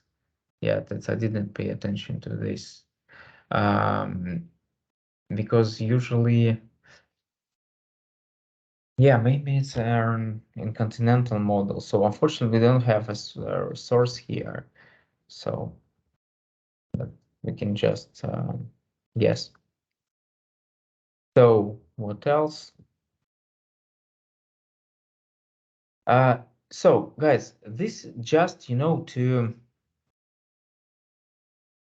you can read this, start with this, and try to clarify for you, but at the same time try to prioritize, have a priority, because for instance, it's not important that like board usually. So this is important here, but it's not important that they appoint dismissed secretary, that they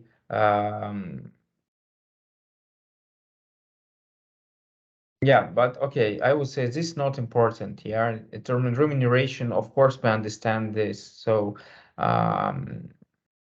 okay, so in general, I can say that it's important to make like two columns in one, actions. So you can do like this. Just specify actions and say which can be done only by board and which can be done only by shareholders. So, and you will see that shareholders just responsible for like several actions, and but mostly board is have an authority to is empowered to do all other actions. So just maybe it's a good idea to list it here, because some of them are really minor. Control, disclosure, transparency. So here I wouldn't say that something new for us.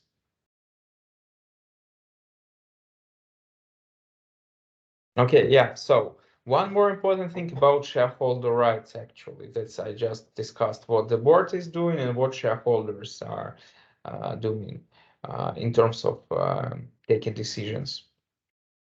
So yeah, that's also important thing.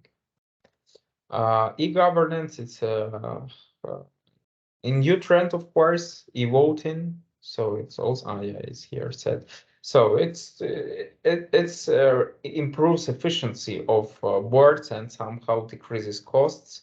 So actually, directors should not fly through half a world to the meeting. They can be just participating online. Yeah, so that's again some saving on expenses, transportation expenses. So charter capital, уставный капитал, активы, and that's what that's again actually about the stake. Yeah, is shareholders stake. So yeah, that's a good example what it's all data, but still it gives good understand. It gives a good understanding of what supervisory boards in Russia do. You remember we have supervisory, which are on like 25% on one quarter composed of executives. Final, and we have executive board, which is like completely consist of executives, and so you can see that there is a difference in what they do. Yeah, so I would say that's really so the core ideas of this topic are actually here, but that's just, I wouldn't say core ID in terms of activities, yeah, but it's a good if we combined it with this document. Excuse me, I have a question. Mm-hmm. In the case of Russian context, should the supervisory board consist on 25% at least from non-executive directors? So supervisory board in Germany, it consists completely of external directors, right? Yes, independent non-executive directors. Okay. They are, I wouldn't say that most of them are independent. Many of them, but not all of them, yeah. But I mean, traditionally, like in German model, supervisories consist of only non-executives. In Russia, 75% non-executive, 25 can be executives. So Russian supervisory boards can include some small fraction of insiders. That's the difference, yeah. And this... That's because actually usually CEO, as we remember, traditionally CEO was like a principal shareholder, co-owner, and powerful guy. That's why he could like sit together with the higher directors. Okay, and is it regulated by certain document authorities? Yeah, that's that's regulated by the law.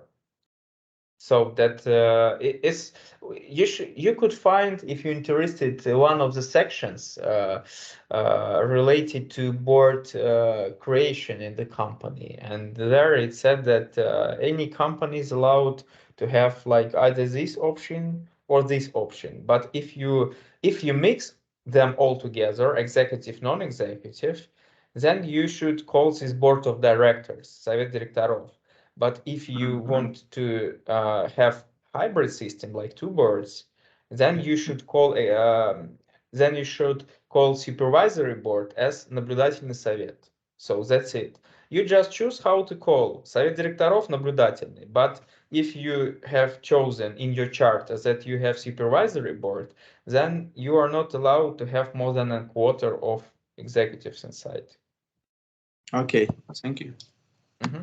So, and finally, I told that this really important thing, but here I suppose these actions are better described, yeah, and try just to somehow think about it. And I promised you to give another article, yeah, just I tried to find it, but somehow I missed it. But anyway, I have some combined files from McKinsey I will find there, but they are really long. I have to find. I didn't have an opportunity, so I'll try to do this tomorrow. So anyway, idea is if we're talking about the actions which board can take in order to do something, just try to think in these categories. Yeah, because all of the actions, all discussions, all agendas comprise like this. These are groups of activities.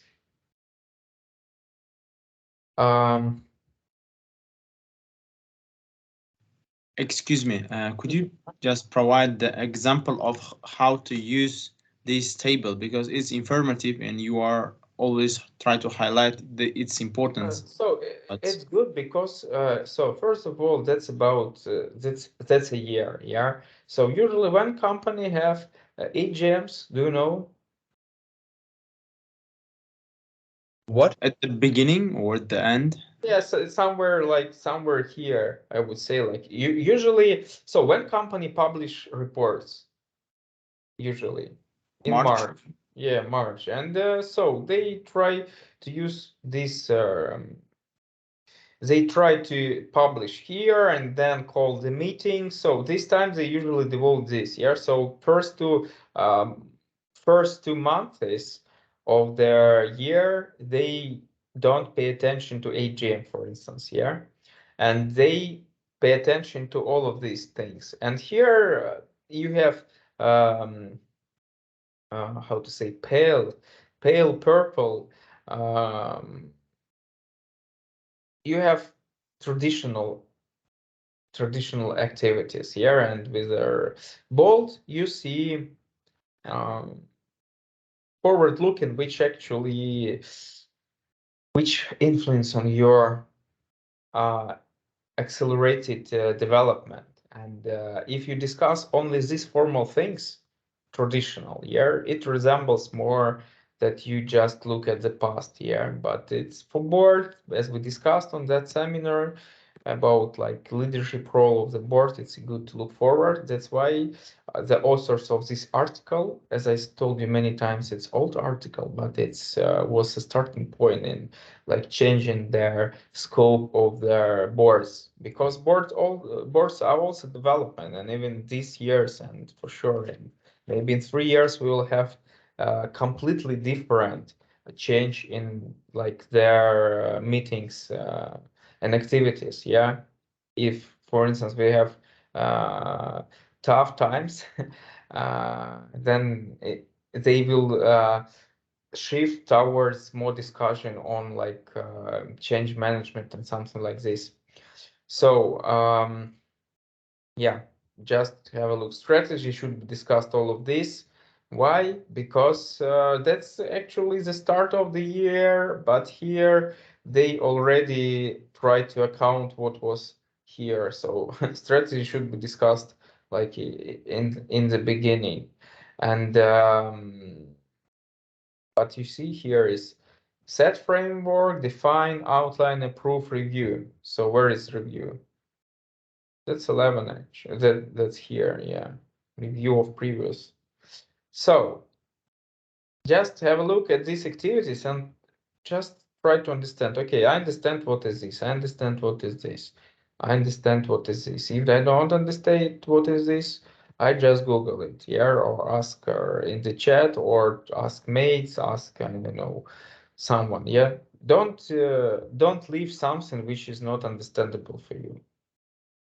So one more question. How can we understand what kind of activities the company is doing now? Based on its annual report or 10K, or if it's foreign 20F. It's not actually disclosed. That's a problem, and because it's internal document, and Okay. that's why we have only such kind of information, which are surveys of the boards. When some companies which have access to large companies and to the boards to the boards, they just make survey. As I promised, I provide you with another more article when you see really better detalization, as I remember it, because I just can't find it. So, and you will just can refer to this, and at the same time you can just Google like activities of board of directors. Maybe you will find some really well explained article and you can share it with us. I will try to Google as well, but the problem is, so the whole like day I spent with your grades, and I want to finish this before I actually started to contribute somehow. That's why I actually need the notes to have some even on top level, and then I can like dive in each of the subtopic and say here like this first bullet point, second, third. Right now I'm just looking through materials to remember what is like important, what is not so relevant. And so I suppose I will come back with really more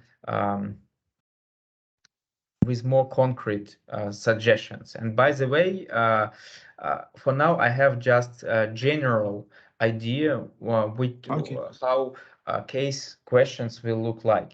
And then when I will be more well aware, I will tell you, like, try to finally, like the last day, or like maybe on Monday, I will say you that guys are in this topic, try to like think about it really thoroughly. The reason I'm asking for is I just want to somehow implement this data on the individual project in the part of what importance could you propose to the CS corporate governance system.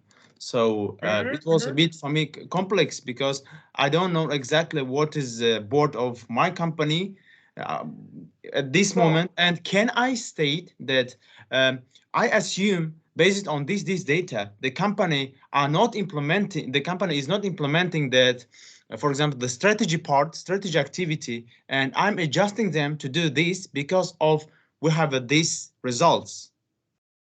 Yeah, I understand you. That's actually a good point of you, and thank you for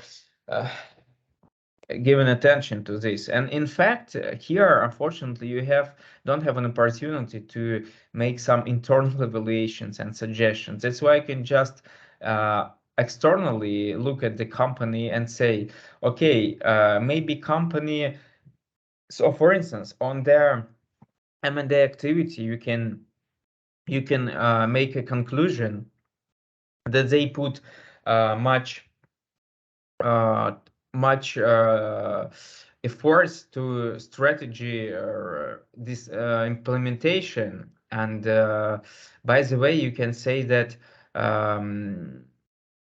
based on, okay, so it's a good idea maybe in this part, if you don't have an access to internal information, you can like externally say about some trends in like corporate governance development. So here maybe you can ask me for some reports and articles like saying what now is trendy actually. And you can say first of all, you can look at that material and then say, okay, I cannot find that boards do these actions, and I could not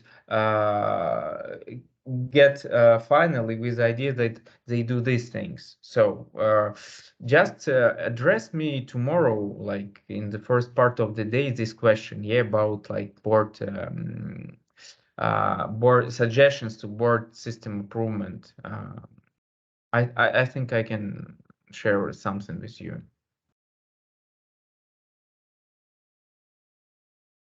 So, and finally, we discussed remuneration actually.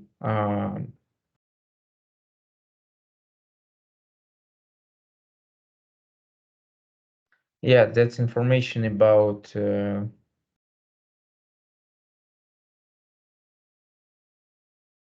so I don't remember the document actually.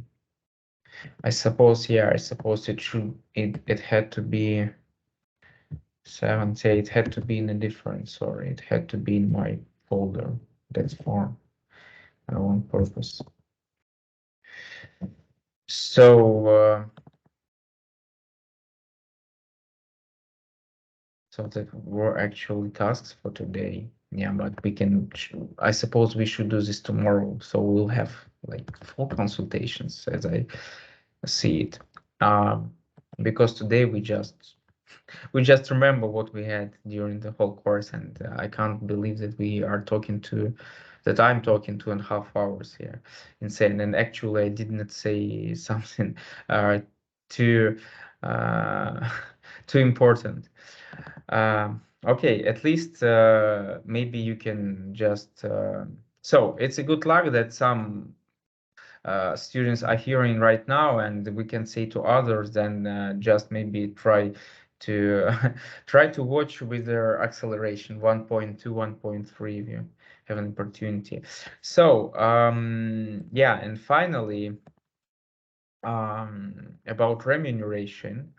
So we have, unfortunately, in Russian only, but this report, again, if we gonna discuss like board, how the board should look like for particular company, yeah, then one of the most important tool to control executives, top executives, and directors, it's to remunerate them, yeah. And we discussed the thing like long-term incentive plan.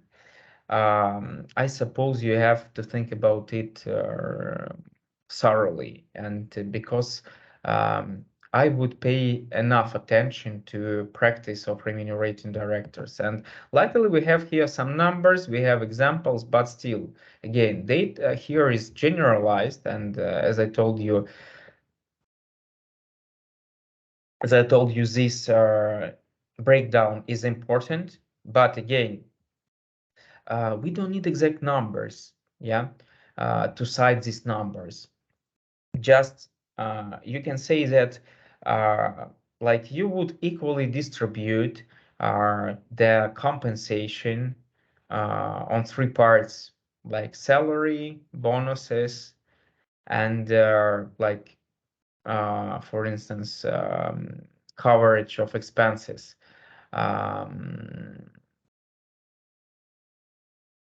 So, and you can specify what's inside. Yet to specify what's inside of each, you should have some impression on it. So in this case, I will try to share with you some information about long-term incentive plans, about the difference between stock options, restricted shares, that's what we discussed on the seminar last week. And try to have impression how to remunerate in the best way, yeah. And if you provide some numbers, you say, okay, if we have small company, then like it's good when we pay something like where is totally, just a moment,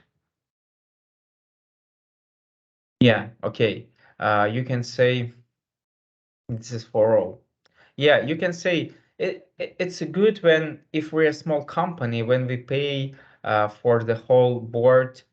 Here is how many, like, okay, 10, 40, like 90 millions for the whole, okay, 100 million rubles for the whole board, because it's a like market average. Okay, don't mind that this 5 years old, yeah, and don't mind about 90 million, 100, but don't say like on midterm that startup requires 40 members, or yeah, it was extreme one, just one situation, but many students really told about 10, 12 members, yeah. But 10, 12 is for large companies, yeah. Even small companies, even mid companies, they have fewer members. And if we're talking about startups, it's difficult to imagine more than like 3 members there. Okay, 5 with if we're talking about 2 executives and 3 outsiders, but not, of course, 9, 10. Yeah, and you can just say, I will, based on like data, I would spend just 100 million for the whole board, but still it should correlate with our like financial capabilities. Yeah, if we have a cost, if we just are on the initial stages, we don't have enough resources, then we can just have like one member. You have mentioned about the long-term plan. What about this? Long-term incentive plan, that's the prominent part of compensation of executives and directors as well. And usually it implies just some schedule, vesting schedule of shares. So vesting means like granted. When you when the longer you hired by the company, the more you're getting shares, yeah, and these shares can be used again based on some um, achievements. Not only this is time, that's one of the criteria, but usually these are criteria related to your performance. And as we discussed, it's related to share performance, but it's also a little bit tricky thing, yeah, because shares, it's not so. Sometimes shares are rising because just market is rising, yeah, economy is rising, and it's not a good idea. That's why usually market performance, it's based on how your share of your company, which you manage or direct, how it's growing against like the average on the market or against competitors, yeah. That's why, but I will talk about it. As I promised on this meeting, I will share with you some information. Maybe I will make slides. Yeah, we will see, because I would like you to add like 2-3 slides which summarize all key information about remuneration. So, and I suppose I shared in their group chats like something about long-term or restricted shares or employee stock options, if I'm not mistaken. Maybe to all the groups with which we had this seminar, I suppose to all the groups. So if not, just like ask for it, okay? So yeah, finally, that's what we discussed. And yeah, here we have slides, but as I told you, this for like your general understanding here, because these slides were mostly used 2 years ago, and as for me, it's not so relevant for our current year's course. Yeah, better to refer to this report which I showed you, and to the information which I provide tomorrow probably. So, and this year, silver parachute, golden halo, these are just examples of like extreme compensations, which comes to really rare labor power on the market. So I mean, as I told you, if like Russian company want to hire someone, they can still call someone from the Europe, from the States, those who had a experience in managing like billion companies. But if in America, it's difficult to find someone far from America, and that's why they use really extreme bonuses, like to just retain or acquire and retain highly valuable employees. You understand, yeah, the role of CEO is key, because that's the guy who actually manage billions and achieve the goals. So yeah, in general, we just had a look through all the materials, and it's like our nearest task is just to have opportunity to contribute somehow to these file notes. So just have a look at the lectures Belen Moiseevna. They're just 1 hour long, but she's like good speaker as for me. Yeah, and here I can probably add some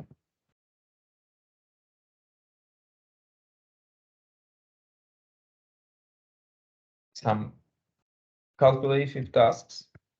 So, and by the way, my task is like to finalize the grades and create homework for, because I intended we discuss here some small questions, and then based on this, like I will create a homework. But okay, I will do this without like feedback from you, because Are you talking about the homework 5? Hmm? Are you talking about the homework 5? Yeah, in homework 5, we will have just like small 3 problems. Just like if you're okay with calculations, that it's gonna take half an hour, 40 minutes maybe. So just 3 small calculative tasks. But I wanted to, based on feedback from you today, what you feel more interesting and tough, create it. Yeah, but that's not a problem. I will do it by my own. Yeah, I wanted to start from really simple questions and then proceed with something, yeah, with something like this.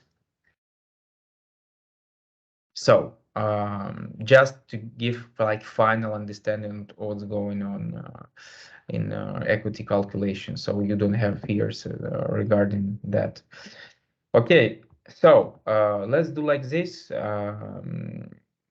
Just just contribute to notes file, and I will try to do the same. Okay, and tomorrow in like the first half of the day, I will tell you when we can have a calculation practice, more likely in the evening, because I want to work with the materials by my own during tomorrow. Yeah, I also have one meeting for like several hours, and the rest of the day I'm gonna spend like going through all materials and making some some notes for me for the exam, yeah. And by parallel, you can contribute the notes file, and then we will have some practice with tasks. And on Monday morning, we have a consultation number 3 by morning, because I would like you to have the whole day to work with the information I provide to you. And yeah, and then we have free day. Here probably I have not probably, but for sure I will have a brief lecture for additional tasks, because I suppose some part of students will be interested in it. And so here we have exam in the morning. So, and not in the morning, why 1 p.m. or something like this, we will see. Yeah. So because I just realized that you have many deadlines for these days, and it does not make me happy, because I expected you spent like this at least these 3 days preparing. Yeah. And that's why we will see. Maybe we will have exam not like 1 p.m., maybe 3 p.m. So to have morning also for preparation. We will see, okay, closer to the date. So I will try to tell you, like in the worst case, this day morning, so you could plan your day in advance. But for those who are working this day, plan that you will probably make some maybe window, yeah, because probably we shift the exam to 2 or 3 p.m. Yeah, to have more time in the morning. We will see. So in general, it is, yeah, right. I hope now we understand that we don't have so many materials, but we need to structure them somehow. Yeah, and so let's be in touch. If you have questions, I'm here. I'm stop recording, and you're welcome to ask any questions if you're alive.